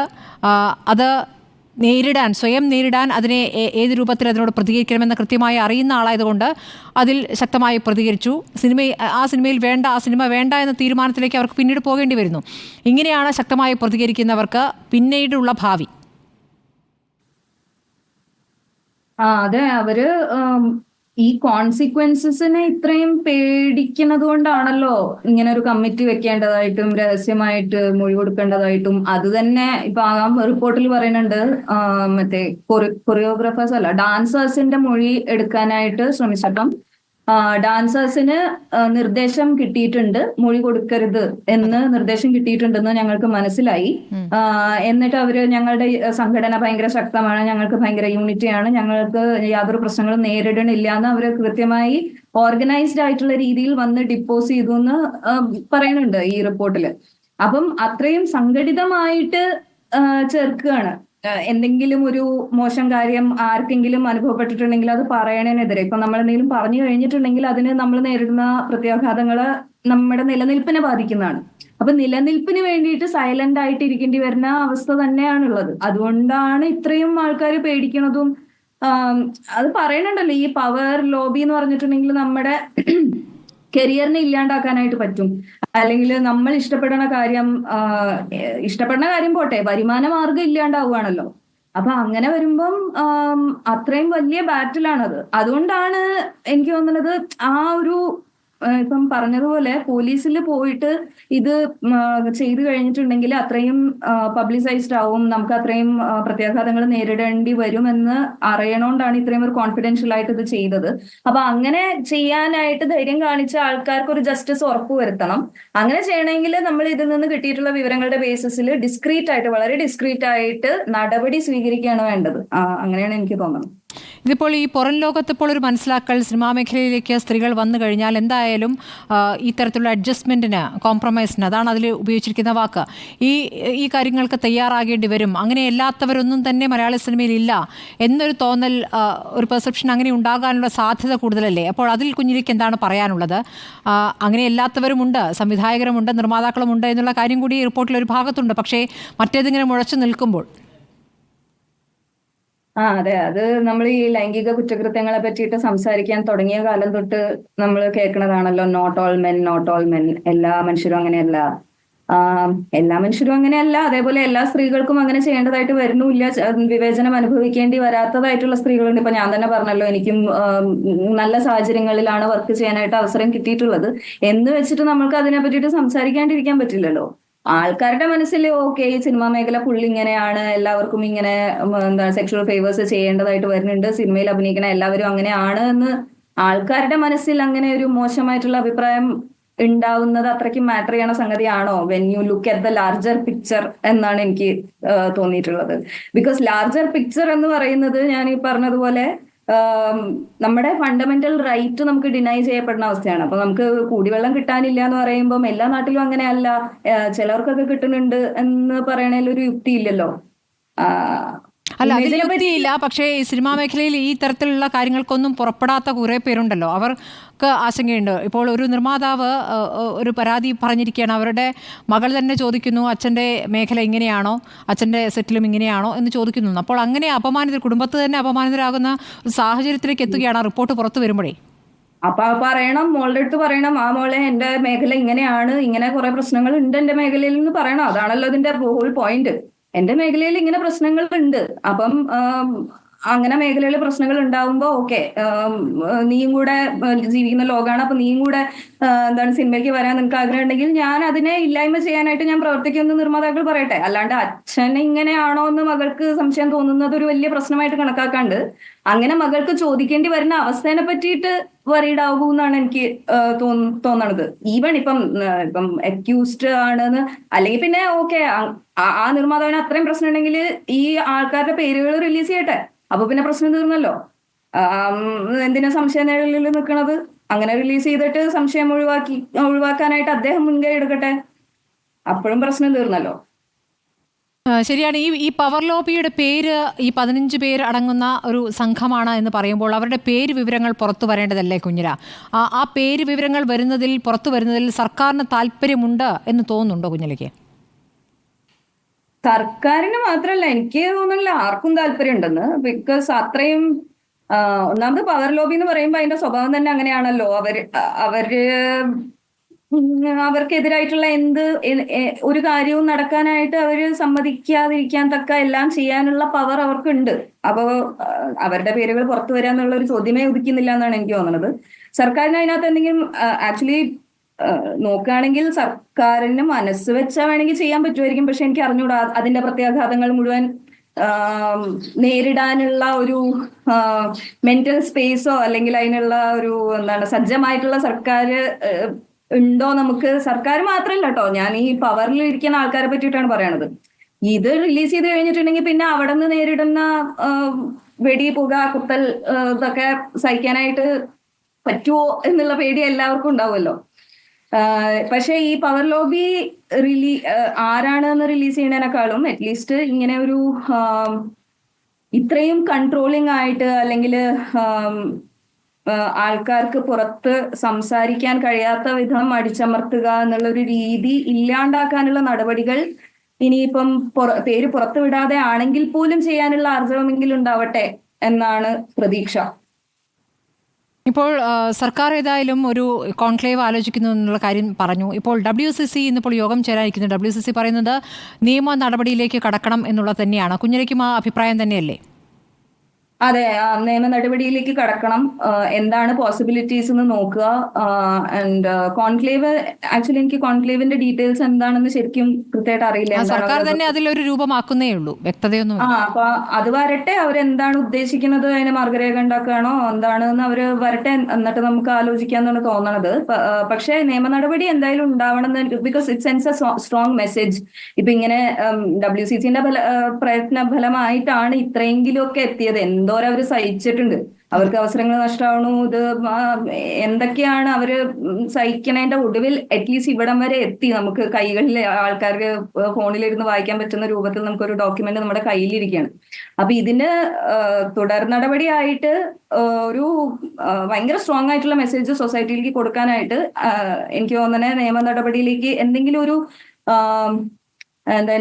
ശിക്ഷ ഒരു എക്സാമ്പിൾ ആക്കാൻ പറ്റുന്ന രീതിയിൽ എന്തെങ്കിലും ഒരു പാൽപ്പബിൾ ആയിട്ടുള്ള ആക്ഷൻ ഇതിൽ നിന്ന് ഉണ്ടായി വരണം എന്നാണ് എനിക്ക് തോന്നുന്നത്. ആൻഡ് ഐ തിങ്ക് WCC അതിനു വേണ്ടിയിട്ടുള്ള കാര്യങ്ങൾ അവർ ചെയ്യും എന്ന് തന്നെയാണ് എന്റെ വിശ്വാസം. ഈ WCC ഈ പറഞ്ഞ പോലെ എത്രത്തോളം അവസ്ഥകളിലൂടെ കടന്നുപോയി. WCC അംഗമായിരുന്നത് കൊണ്ട് മാത്രം സിനിമ ലഭിക്കാത്തവരുണ്ട് എന്ന് തന്നെ ഈ റിപ്പോർട്ടിൽ തന്നെ പറയുന്നുണ്ട്. അപ്പോൾ അങ്ങനെ കുറേ പേർക്കെങ്കിലും സിനിമ നഷ്ടപ്പെട്ടിട്ടുണ്ട്. WCC അംഗമായതുകൊണ്ട് മാത്രമല്ല, പുറത്ത് ശക്തമായി പ്രതികരിച്ചു എന്നുള്ളതുകൊണ്ട്. കുഞ്ഞിലെയും ഞാൻ മനസ്സിലാക്കുന്നത് ഈ കാര്യങ്ങൾ വിളിച്ചു പറയുന്നൊരു കൂട്ടത്തിലാണ്, ഫേസ്ബുക്കിലൊക്കെ ശക്തമായി പ്രതികരിക്കാറുണ്ട്. ഇപ്പോൾ കുഞ്ഞിലെ പ്രവർത്തിച്ച സാഹചര്യം എന്നുള്ളത് സേഫായ സാഹചര്യമായിരുന്നു, നന്നായി മനസ്സിലാക്കുന്ന അല്ലെങ്കിൽ ഒരു പുതുതലമുറയിൽപ്പെട്ട പുതിയ ചിന്തകൾ പങ്കുവയ്ക്കുന്ന ഒരു സംഘമാണ്. പക്ഷെ എല്ലാ കാലത്തും അങ്ങനെ ആകണമെന്നില്ലല്ലോ. കൂടുതൽ മറ്റ് സിനിമകളിലേക്ക് പോകുമ്പോൾ ആ ഒരു ടീം എല്ലാവരും ആ തരത്തിലാകണമെന്നില്ല. അപ്പോൾ അതിനെക്കുറിച്ച് കുഞ്ഞിലയുടെ ആശങ്ക എന്താണ്? അല്ല, എല്ലാ സ്ഥലത്തും അങ്ങനെ ആവണമെന്നില്ലല്ലോ എന്നുള്ളതല്ല, ബാക്കി ഒരിടത്തും അങ്ങനെ അല്ല എന്നുള്ളതാണ്. ഇത് എണ്ണം പറഞ്ഞ രണ്ട് സംഭവങ്ങൾ, 2 പ്രൊഡക്ഷൻ ഹൗസസ് അങ്ങനെ ഉണ്ടാവുന്നല്ലാണ്ട് ബാക്കി നോർമ് എന്താണെന്ന് വെച്ചിട്ടുണ്ടെങ്കിൽ എന്തെങ്കിലും നമ്മൾക്ക് നമ്മുടെ അഭിപ്രായം പറയാൻ പറ്റില്ലെന്നേ. ഇപ്പം മൂത്രമൊഴിക്കാൻ സ്ഥലമില്ല എന്ന് പോലും പറയാൻ പറ്റില്ല, അല്ലെങ്കിൽ വസ്ത്രം മാറ്റാൻ സ്ഥലമില്ല എന്ന് പോലും പറയാൻ പറ്റില്ല. അപ്പൊ പിന്നെ എന്താണ് നിങ്ങൾ സെക്ഷുവൽ ഹറാസ്മെന്റിനെ പറ്റി പറയാൻ പറ്റുമെന്ന് പറയണത്? ഈ WCCയിലെ അവസരങ്ങൾ, ആൾക്കാർക്ക് അവസരങ്ങൾ നഷ്ടപ്പെടുക എന്ന് പറയുമ്പം അത് നമുക്ക് ഭയങ്കര ഒബ്വിയസ് ആയിരുന്നു, നമ്മുടെ മുന്നിൽ നടന്ന കാര്യങ്ങളാണ്. അപ്പൊ അതിനകത്ത് പ്രവർത്തിച്ചിരുന്ന പല ആക്ടേഴ്സിനും അതുവരെ വർഷത്തിൽ എന്തോരം സിനിമകൾ ചെയ്തുകൊണ്ടിരുന്ന ആൾക്കാർക്ക് പെട്ടെന്ന് ടപ്പേ എന്ന് പറഞ്ഞിട്ടാണ് ഇല്ലാണ്ടാവുകയാണ്, അവസരങ്ങൾ ഇല്ലാണ്ടാവണം നമ്മുടെ മുമ്പിൽ നമുക്ക് കാണാൻ പറ്റി. പക്ഷെ അതല്ലാണ്ട് നടക്കുന്നുണ്ട്. ഇപ്പം ഇത് കുറച്ചും കൂടെ ഒബ്വിയസ് ആയിട്ട് കുറച്ചും കൂടെ ആൾക്കാർ അറിയണ ആൾക്കാരായതുകൊണ്ട് നമുക്ക് കുറച്ചും കൂടെ മനസ്സിലാക്കാൻ പറ്റിയെന്ന് ഉള്ളതാണ് കാര്യം. പക്ഷെ അല്ലാണ്ട് എന്തെങ്കിലും തരത്തിലുള്ള അഭിപ്രായം, അത് ലിംഗസമത്വം എന്നുള്ളത് പോട്ടെ, നമ്മുടെ രാഷ്ട്രീയം, നമ്മൾ വിശ്വസിക്കുന്ന മനുഷ്യാവകാശ ലംഘനത്തിനെ പറ്റിയിട്ടോ അല്ലെങ്കിൽ ഇപ്പം പാലസ്തീനെ പറ്റിയിട്ട് അഭിപ്രായം പറഞ്ഞാലോ, എല്ലാത്തിന്റെ ബേസിസിലും ജഡ്ജ് ചെയ്യുക എന്നുള്ളത് തന്നെയാണ്. ആൻഡ് ഈ ജഡ്ജ് ചെയ്യുന്ന ആരാണ്? അത് ഈ പവേഴ്സ് ദാറ്റ് ബി എന്ന് പറയുന്ന ഗ്രൂപ്പിൽപ്പെട്ട അല്ലെങ്കിൽ ഒരു അംഗീകരിക്കപ്പെട്ട ചട്ടക്കൂടിനുള്ളിലല്ലാതെ അഭിപ്രായം പറയുന്ന എല്ലാവർക്കും, പ്രത്യേകിച്ച് സ്ത്രീകൾക്ക് ഈ പ്രശ്നം നേരിട്ടുകൊണ്ടേയിരിക്കുന്നുണ്ട്. അത് മാറണമെങ്കിൽ അത് ഭയങ്കര ഒരു ചേഞ്ച് ആണ്. നമ്മൾ ഈ പറയുന്ന പോലെ സൊസൈറ്റൽ ചേഞ്ച്, സെക്സിസം ഇല്ലാണ്ട് ഇപ്പൊ വേതനത്തിന്റെ കാര്യം പറയണത് പോലെ എപ്പോഴും നമ്മൾ വേതനത്തിന്റെ കാര്യം പറയുമ്പോൾ പിന്നെ നിനക്ക് ഇപ്പൊ സൂപ്പർ സ്റ്റാറിന്റെ പ്രതിഫലം തരണം എന്നാണോ പറയണത്? അതാണ് നമ്മൾ കേൾക്കണ ആദ്യത്തെ റെസ്പോൺസ്. പക്ഷെ അങ്ങനെയല്ല, ഇതിനകത്ത് സിസ്റ്റമിക് ആയിട്ടുള്ള ഒരു പ്രോബ്ലം ഉണ്ട്. നമുക്ക് ഒരേ പണി ചെയ്യുന്ന രണ്ടാൾക്കാർക്ക് ലിംഗഭേദം എന്നെ ഒരേ ഇത് കിട്ടണം എന്നൊക്കെ പറയുന്ന സമയത്ത് നമ്മളെ മാർക്ക് ചെയ്യും, നമ്മളെ ലേബൽ ചെയ്യും. ഒരു പ്രാവശ്യം ലേബല് വന്ന് വീണ്ടും കഴിഞ്ഞിട്ടുണ്ടെങ്കിൽ പിന്നെ അത് എല്ലാത്തിനെയും നമുക്ക് സിനിമ ചെയ്യാൻ നമ്മുടെ അവസരങ്ങളെ അത് ബാധിക്കും. ആ അവസ്ഥ മാറി എന്ന് മാറും അറിഞ്ഞൂടാ. പക്ഷെ അറ്റ്ലീസ്റ്റ് കോൺവെർസേഷൻ ഹാസ് സ്റ്റാർട്ടഡ്. തീർച്ചയായും വളരെ നന്ദി കുഞ്ഞില മസ്ലമണി പ്രതികരിച്ചതിന്. ഏതായാലും ഒരു ചർച്ച തുടങ്ങി വെക്കുന്നു, റിപ്പോർട്ട് പുറത്തു വരുന്നു, നിയമ നടപടികളിലേക്ക് കടക്കേണ്ടതുണ്ട്, അതിൽ സർക്കാർ മുൻകൈ എടുക്കണമെന്നുള്ള ആവശ്യം തന്നെയാണ് ശക്തമായി ഈ മേഖലയിലുള്ളവരും പുറത്തുനിന്ന് നിയമവിദഗ്ധരും പറയുന്നത്. അതിൽ തടസ്സമില്ല എന്നുള്ളതാണ്. പക്ഷേ സർക്കാർ എങ്ങനെ ചർച്ച മുന്നോട്ട് കൊണ്ടുപോകുന്നു, ആരുമായിട്ടാണ് ആദ്യം ചർച്ച നടത്തുക എന്നുള്ള പ്രധാന വിഷയം കൂടി നിലനിൽക്കുകയാണ്. എന്തായാലും അല്പസമയത്തിനകം മുഖ്യമന്ത്രി മാധ്യമങ്ങളെ കാണുന്നുണ്ട്. ഈ റിപ്പോർട്ടുമായി ബന്ധപ്പെട്ട് സർക്കാരിൻ്റെ നിലപാടെന്ത് എന്നുള്ളതിൽ ഒരു വ്യക്തത മുഖ്യമന്ത്രിയുടെ വാർത്താ സമ്മേളനത്തിൽ ഉണ്ടാകുമോ എന്നുള്ളതാണ് ഉറ്റുനോക്കപ്പെടുന്നത്. കാരണം 5 വർഷങ്ങൾക്ക് മുമ്പ് ഇങ്ങനെയൊരു ഹേമ കമ്മിറ്റി രൂപീകരിക്കാനുള്ള ആവശ്യത്തിലേക്ക് WCC പോകുന്നത് മുഖ്യമന്ത്രിക്ക് നിവേദനം സമർപ്പിച്ചുകൊണ്ടാണ്. അപ്പോൾ അതിനുശേഷം ഇപ്പോൾ 4.5 വർഷം കഴിയുമ്പോൾ റിപ്പോർട്ട് സമർപ്പിച്ച ശേഷം ഈ റിപ്പോർട്ട് കയ്യിൽ കിട്ടി 4.5 വർഷം കഴിയുമ്പോൾ ആണ് സർക്കാർ അത് പുറത്തുവിട്ടത്. അപ്പോൾ അതിന്മേലുണ്ടായ തടസ്സങ്ങൾ എന്താണ് എന്നൊക്കെ സർക്കാർ ഇപ്പോൾ പറയുന്നുണ്ടെങ്കിലും അതിലെ ആത്മാർത്ഥത ചോദ്യം ചെയ്യപ്പെടുക തന്നെ ചെയ്യും. ഓരോ ഘട്ടത്തിലും മന്ത്രി നടത്തിയ പ്രതികരണങ്ങളടക്കം നമ്മുടെ മുന്നിലുണ്ട് എന്നുള്ളതൊരു പ്രധാനപ്പെട്ട കാര്യമാണ്. ഹേമ കമ്മിറ്റി റിപ്പോർട്ടിന്മേൽ നടപടിയെടുത്താലേ ഈ സർക്കാർ ഇടതു സർക്കാർ ആകൂ എന്ന് നടൻ ഹരീഷ് പേരടി പ്രതികരിച്ചു. റിപ്പോർട്ട് 4 വർഷം സർക്കാർ പൂഴ്ത്തിവെച്ചെങ്കിലും നട്ടലുള്ള ചില പെണ്ണുങ്ങൾ നടത്തിയ പോരാട്ടം ഫലം കണ്ടു. തുറന്നു പറച്ചിലിന്റെ പേരിൽ അവസരങ്ങൾ നഷ്ടപ്പെടുമെന്ന ഭയമില്ല. അങ്ങനെ നഷ്ടപ്പെട്ടാൽ ചങ്കുറ്റത്തോടെ നേരിടും. ഈ രീതിയിൽ അവസരങ്ങൾ നിഷേധിച്ചവരെ കൂടെ കൂട്ടി സിനിമ ചെയ്യുമെന്നും ഹരീഷ് പേരടി പ്രതികരിച്ചു. ഇവരാരെയാണ് ഈ പേടിക്കുന്നതെന്ന് മാത്രമാണ് സർക്കാർ വ്യക്തമാക്കേണ്ടത്. ഒന്നുമില്ലെങ്കിൽ അടുത്ത തെരഞ്ഞെടുപ്പിലെങ്കിലും വ്യക്തമാക്കണം. നടി ആക്രമിക്കപ്പെട്ട സംഭവത്തിന് ശേഷം അവരുടെ സുഹൃത്തുക്കളാണെങ്കിൽ പോലും ആ വിഷയത്തിന്റെ പേരിൽ ഒത്തുകൂടിയ നട്ടലുള്ള പെൺകുട്ടികൾ എടുത്ത കൂട്ടായ്മയുടെ പേരാണ് WCC. അവർ പറഞ്ഞിരിക്കുന്നത് ശരിയാണെന്ന് ഇന്ന് വ്യക്തമായിരിക്കുകയാണ്. അതിൽ ഉന്നയിക്കപ്പെട്ട വിഷയങ്ങളെ ശക്തമായി അഭിമുഖീകരിക്കേണ്ട പ്രധാന ഉത്തരവാദിത്തം സർക്കാരിനാണ്. അതിൽ നിന്ന് സർക്കാർ ഒളിച്ചോടാൻ പറ്റില്ല. ആ പ്രശ്നങ്ങൾ അഡ്രസ് ചെയ്യുമ്പോൾ മാത്രമേ സർക്കാർ ഇടതുപക്ഷ സർക്കാരാവുള്ളൂ. ഞാനെന്നും അല്ലെങ്കിലും ഇവിടുത്തെ ഏതെങ്കിലും നിർമ്മാതാവിന്റെ ഇത് കണ്ടിട്ടല്ല എന്റെ കഞ്ഞിക്ക് വെള്ളം വെക്കുന്നത്, അടുപ്പത്ത് വെള്ളം വെക്കുന്നത്. മനസ്സിലായില്ലേ? അങ്ങനെ പുറത്താക്കുന്നുണ്ട്. നമുക്ക് നമ്മളെ സിനിമ ഉണ്ടാക്കാൻ അറിയാം. നമ്മൾ ഇതേപോലെ മുഖ്യധാരയിൽ നിന്ന് പുറത്താക്കപ്പെട്ട ആൾക്കാരെ അങ്ങോട്ട് സംഘടിപ്പിക്കും, അതിൽ വെച്ചൊരു സിനിമ ഉണ്ടാക്കും, അത്രയേ ഉള്ളൂ. അതിനെ നേരിട്ട് വന്ന് തെരുവിന് നാടകം കളിച്ച് വന്നോനെ ഞാൻ.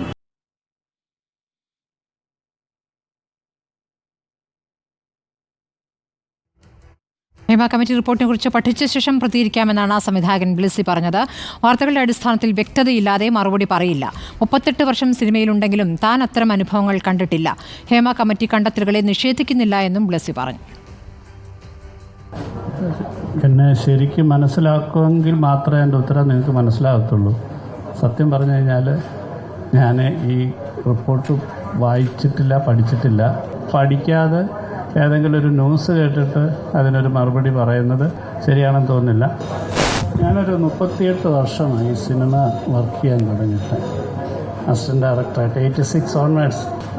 എനിക്ക് അങ്ങനത്തെ ഒരു അനുഭവങ്ങളിൽ കൂടെ അല്ലെങ്കിൽ ഓരോരുത്തരുടെ പേഴ്സണലായിരിക്കും, അല്ലെങ്കിൽ അത്തരം ചില സംസാരങ്ങളോ ഒന്നും എനിക്കങ്ങനെ ഒരു ഞാൻ ഒന്നിനെ നിഷേധിച്ചിട്ടൊന്നും പറയാമല്ല. എനിക്ക് അങ്ങനെ അല്ലെങ്കിൽ കുറച്ച് ആൾക്കാരങ്ങനെ ചെയ്യുന്നു അല്ലെങ്കിൽ ചെയ്യുന്നില്ല എന്നൊക്കെ. പക്ഷെങ്കിൽ ഒരു തൊഴിലിടം എന്നുള്ള രീതിയിൽ ലഭിക്കേണ്ടതായിട്ട് പ്രത്യേകിച്ച് ഇപ്പോൾ പക്ഷെ മാറ്റം വന്നിട്ടുണ്ടെന്നാണ് എനിക്ക് തോന്നുന്നത്.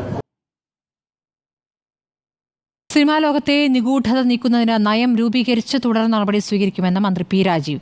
മലയാള സിനിമയ്ക്ക് ഭൂഷണമല്ലാത്ത പല പ്രവർത്തനങ്ങളും നടക്കുന്നുണ്ട്. അതിന്റെ അടിവേരറുക്കാനുള്ള സമരമാണ് സിനിമയിലെ വനിതകൾ നടത്തുന്നത്. സർക്കാർ പൂർണ്ണ പിന്തുണ നൽകും.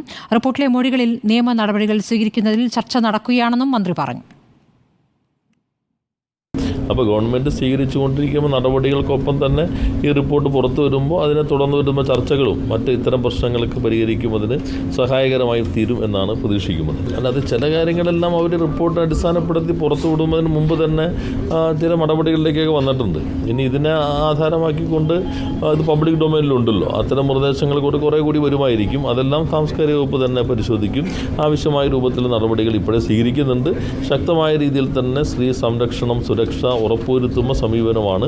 അതുകൊണ്ടാണ് കേരളം ഇങ്ങനെയുള്ള കാര്യങ്ങളെക്കുറിച്ച് പഠിക്കാനുള്ള ഒരു റിപ്പോർട്ട് തന്നെ, ഒരു കമ്മീഷനെ തന്നെ വെച്ചത്. ഹേമ കമ്മിറ്റി റിപ്പോർട്ടിൽ കേസെടുക്കേണ്ടേ എന്ന ചോദ്യത്തിൽ പ്രത്യേക പരിപാടി തുടരുകയാണ്. ഹേമ റിപ്പോർട്ടിൽ ഇപ്പോഴും താരസംഘടനയ്ക്ക് ഇരട്ടത്താപ്പാണെന്ന് സോണിയ തിലകൻ. സംഘടനയിലെ പുഴുക്കുത്തുകളെ പുറത്തു പറഞ്ഞതിനാണ് തിലകനെ വിലക്കിയത്.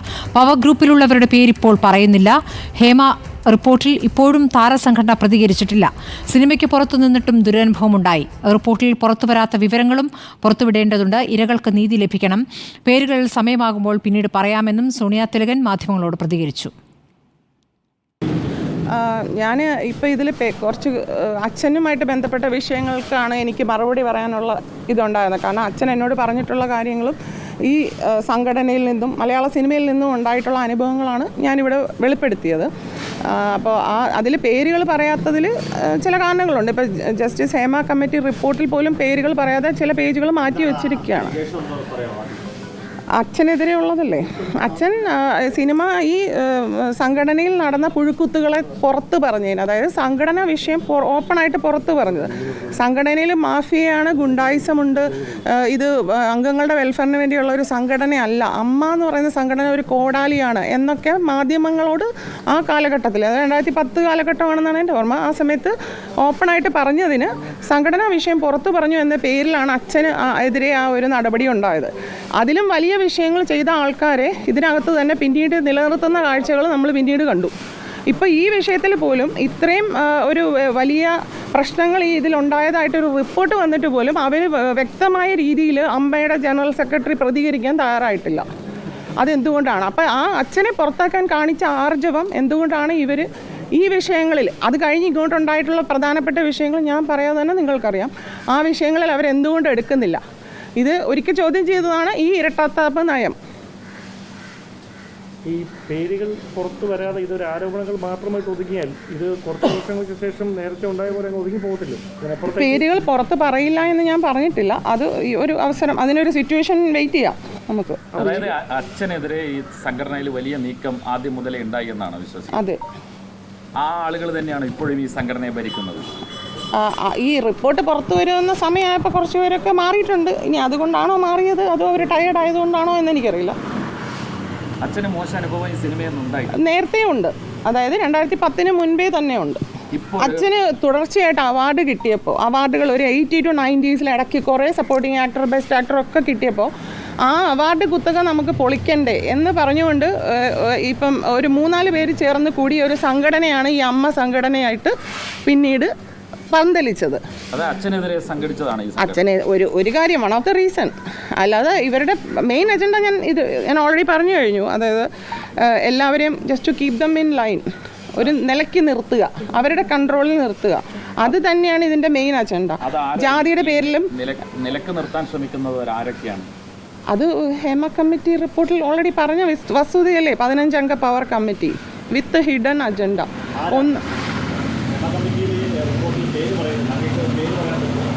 ആ പേരുകൾ ഇപ്പോൾ പറയുന്നത് ഉചിതമായിരിക്കില്ല. അവർ ആ റിപ്പോർട്ട് പുറത്തുവിടട്ടെ. ആ റിപ്പോർട്ട് പുറത്തുവിടാതിരിക്കാൻ പറ്റില്ലല്ലോ എന്തായാലും. താങ്കൾക്ക് ഇങ്ങനെ ഒരു ദുരനുഭവം നേരിട്ടിട്ടുണ്ട് എന്ന് ആണ് താങ്കൾ പറഞ്ഞത്? ദുരനുഭവം മീൻസ് ഇപ്പം സിനിമയ്ക്ക് അകത്തുള്ള വ്യക്തികൾ എത്രത്തോളം അനുഭവിക്കുന്നു, സിനിമയുടെ അകത്ത് അല്ലാത്ത ഒരു വ്യക്തിയായ എനിക്ക് വന്ന ആ ഒരു മെസ്സേജുകളും റൂമിലേക്ക് ചെല്ലാനുള്ള വിളികളും എനിക്ക് വന്നെങ്കിൽ ഇതിനകത്തുള്ള പുതുമുഖങ്ങളായാലും അതല്ല വലിയ വലിയ നടികളായാലും അവരും ഇതൊക്കെ അനുഭവിക്കുന്നുണ്ടാവും. അതൊക്കെ ആ റിപ്പോർട്ടിലുണ്ട്. അപ്പോൾ അവർക്ക് ഉണ്ടായ അതേ വിഷയം തന്നെ പുറത്തുള്ള ഒരു വ്യക്തിക്കും ഉണ്ടായി എന്നുള്ളത് കാണിക്കാൻ വേണ്ടിയിട്ടാണ് ഞാനത് പറഞ്ഞത്. അതായത് റൂമിലേക്ക് വിളിച്ചു എന്ന് പറയുന്നത് സിനിമാ മേഖലയിലുള്ള താരമാണോ വിളിച്ചത്? തീർച്ചയായിട്ടും. എന്ത് പറഞ്ഞാൽ വിളിച്ചത്? അച്ഛനെ പുറത്താക്കിയതിൽ അച്ഛനോട് എനിക്ക് മാപ്പ് പറയണം, എനിക്ക് മോളോട് സംസാരിക്കണം. മോളെന്നാണ് എന്നെ വിളിച്ചത്. കാരണം ഞാൻ ചെറുപ്പം മുതലേ കണ്ടിട്ടുള്ളവരാണ് അവരൊക്കെ. അപ്പോൾ ഞാൻ പറഞ്ഞു നമുക്കത് ഫോണിലൂടെ പറഞ്ഞാൽ പോരെ, അതിനെ നേരിട്ട് കാണണ്ടല്ലോ എന്ന് പറഞ്ഞു. അതെ. ഇദ്ദേഹത്തിന്റെ ഉദ്ദേശം മോശമായിരുന്നു എന്ന് പിന്നീട് ബോധ്യപ്പെട്ടോ? പിന്നീട് വന്ന മെസ്സേജുകളിൽ നിന്ന് എനിക്ക് ബോധ്യപ്പെട്ടു. ഈ ഹേമ കമ്മീഷൻ റിപ്പോർട്ട് പുറത്തു വരുന്നത് വരെ ഈ വിവാദങ്ങൾ പുറത്ത് പറയാതിരുന്നതിന്റെ കാരണം എന്താണ്? അത് ഞാനല്ല, എൻ്റെ അച്ഛൻ പറഞ്ഞിട്ട് മുഖവിലക്കെടുക്കാത്ത കാര്യം ഞാൻ വന്ന് പറഞ്ഞാൽ അത് ആരാണ് മുഖവിലക്കെടുക്കുന്നത്? ഇപ്പം ജസ്റ്റിസ് ഹേമ കമ്മിറ്റി റിപ്പോർട്ട് സ്ഥിരീകരിച്ചു. തെളിവില്ലാതെ എന്തായാലും അതിൽ എഴുതില്ലല്ലോ. അപ്പോഴും മാത്രമാണ് എനിക്കത് പറയാനുള്ള ഒരു ഓപ്പർച്യൂണിറ്റി ഉള്ളത്. അതെ, ഇപ്പം മാഡം നിങ്ങൾക്ക് ഉണ്ടായിട്ടുള്ള ഒരു ദുരനുഭവം പറയുന്നുണ്ട്. ഈ കാര്യം എന്തുകൊണ്ടാണ് പോലീസിലോ മറ്റ് സംവിധാനങ്ങളിലോ പരാതിപ്പെടാതിരുന്നത്? ഒരു നടൻ ഇങ്ങനെ മോശമായി പെരുമാറിയത് എന്തുകൊണ്ടാണ്? ഈ ഇതിലെ ഇരയായ പെൺകുട്ടികളുടെ മൊഴി ജസ്റ്റിസ് തന്നെ ടൈപ്പ് ചെയ്യേണ്ടി വന്നത്? ഒരു സ്റ്റെനോഗ്രാഫറിന് പോലും ടൈപ്പ് ചെയ്യാൻ കൊടുക്കാത്ത അത്രയും കോൺഫിഡൻഷ്യലായിട്ട് എന്തുകൊണ്ട് വയ്ക്കുന്നു? ഇവർക്ക് അതിൻ്റെ മുകളിലുള്ള ആധിപത്യം എല്ലാ മേഖലയിലും ഇവർ വിചാരിച്ചാൽ എല്ലാവരെയും ഒതുക്കാമെന്നുള്ള ആധിപത്യം. അത് ഭയന്നിട്ട് തന്നെയാണ് നിങ്ങൾ പരാതി പറയാതിരുന്നത്? ഞങ്ങളുടെ വിഷയത്തിൽ അച്ഛൻ അതിനുള്ള ഒരു സജ്ജീകരണത്തിലായിരുന്നു. പരാതികളൊക്കെ എഴുതി വെച്ചിട്ടുണ്ട്. അല്ലല്ല, അത് അച്ഛൻ മരിച്ചതിന് ശേഷമാണ്. ആ മോശ അനുഭവത്തിൽ പോലീസിനെ സമീപിക്കണമെന്ന് ആഗ്രഹിച്ചിട്ടില്ല ഒരിക്കലും? ഇല്ല, അത് അവിടെ വെച്ച് തീർത്തു. പിന്നെ ഞാൻ ഇതിനാണ് സമീപിക്കുന്നത്. ആര് തീർത്തു? ഞാന്. ഈ വിളിച്ചാളെ മുമ്പിൽ വെച്ച് തീർത്തു? അത് അതോടുകൂടി ആ ചാപ്റ്റർ ക്ലോസ്ഡ്. അങ്ങനെ ഒരു മെസ്സേജ് വരുമ്പോൾ എനിക്കറിയാലോ പുള്ളിയുടെ ഇന്റൻഷൻ എന്താണെന്ന്. പിന്നെ എനിക്ക് പുള്ളിയുടെ സിനിമയിലൊന്നും അഭിനയിക്കണ്ട, അതുകൊണ്ട് എനിക്ക് പോകേണ്ട ആവശ്യമില്ല. അപ്പോൾ അതൊരു സംവിധായകനാണല്ലേ? ഓക്കെ. അപ്പൊ ഇത്തരത്തില് ഇനി ഇപ്പൊ ഒരുപാട് പേരുകൾ, ഒരുപാട് ദുരനുഭവങ്ങൾ നേരിട്ട ആളുകൾ ഈ സിനിമയിലുണ്ട്. അത്തരം ആളുകളോട് എന്താ പറയാനുള്ളത്? അവർ ധൈര്യമായി പരാതിപ്പെടണം എന്നാണ്. എന്താണ് മാഡത്തിന് ഇപ്പം എനിക്ക് പറയാനുള്ളത്? ആ റിപ്പോർട്ട് പുറത്തു വന്ന സ്ഥിതിക്ക് ആ ബാക്കിയുള്ള പേജുകളും കൂടി പുറത്തു വരിക. അതിനുശേഷം ഇത് ഒരു നിയമം പാസ്സാക്കിയ ശേഷം ഒരു കോൺക്ലേവ് രൂപീകരിച്ച് ഇങ്ങനെ സെറ്റിൽമെന്റ് ചെയ്യാതെ ഒരു നിയമം പാസ്സാക്കി സർക്കാർ അതിന് വേണ്ട നടപടി എടുക്കണം. അതെ, തീർച്ചയായിട്ടും. ഇതിൽ ഇരയാക്കപ്പെട്ടവർക്ക് നീതി കിട്ടണം. പിന്നെ ഇനി ഇങ്ങനെ ഒരു സിറ്റുവേഷൻ ഉണ്ടാകാത്ത രീതിയിൽ ഒരു നിയമം പാസ്സാക്കണം. ഈക്വാളിറ്റി എല്ലാവർക്കും തുല്യമാണ് നമ്മുടെ ഇന്ത്യൻ കോൺസ്റ്റിറ്റ്യൂഷന് മുമ്പിൽ. അപ്പോൾ അത് നടപ്പാക്കുക. കോൺക്ലേവിലൂടെ ഞാൻ പറയില്ലേ, ഒരു അമിക്കബിൾ സെറ്റിൽമെന്റിനാണ് നടക്കുന്നതെങ്കിൽ അത് പ്രാവർത്തികമല്ല. വീണ്ടും ഇവരൊക്കെ തന്നെയാണ് അവിടെ വരാൻ പോകുന്നത്. വീണ്ടും ഇതേ അവസ്ഥകൾ തന്നെയാണ് ഇവർ നേരിടാനും പോകുന്നത്. അപ്പോൾ ശക്തമായൊരു നിയമം ഉണ്ടാക്കുക. അതാണ് എനിക്ക്. പേര് പുറത്തു വന്നില്ലെങ്കിൽ നിങ്ങൾ അത് ബലപ്പെടുത്തും? അത് ഞാൻ പിന്നീട് ആലോചിക്കാം. ഒട്ടേറെ ഭയങ്കര ഞെട്ടിക്കുന്ന ഇൻഫർമേഷൻസ് ആണ് ഈ റിപ്പോർട്ടിലുള്ളത്. അതിലൊരു ലീഗലായിട്ടുള്ള ഒരു പോലീസ് അന്വേഷണം അല്ലെങ്കിൽ ഒരു പ്രത്യേക അന്വേഷണ സംഘത്തിന്റെ അന്വേഷണം വേണം എന്ന ഒരു അഭിപ്രായം. പോലീസ് അന്വേഷണമായിരുന്നെങ്കിൽ ഇവർക്ക് നേരത്തെ പരാതി കൊടുക്കാമല്ലോ പോലീസിന്. അപ്പം അതൊക്കെ മേലെയാണ് പവർ. അപ്പോൾ ഒരിക്കലും പോലീസ് കംപ്ലൈന്റ് കൊണ്ടൊന്നും ഇതിന് ഒരു എന്താ പറയുക, ഒരു നല്ല നടപടി ഉണ്ടാവുമെന്ന് ഞാൻ വിശ്വസിക്കുന്നില്ല. Okay, thank you so much. ഇപ്പോൾ ഈ വിഷയത്തിൽ ചർച്ചയ്ക്ക് അഭിനേത്രി അസ്നിയ നമ്മോടൊപ്പമുണ്ട്. അസ്നിയ, ഇപ്പോൾ ഹേമ കമ്മിറ്റി റിപ്പോർട്ട് പുറത്തു വരുമ്പോൾ അസ്നിയ എന്ന നടിക്ക് പറയാനുള്ളത് എന്താണ്?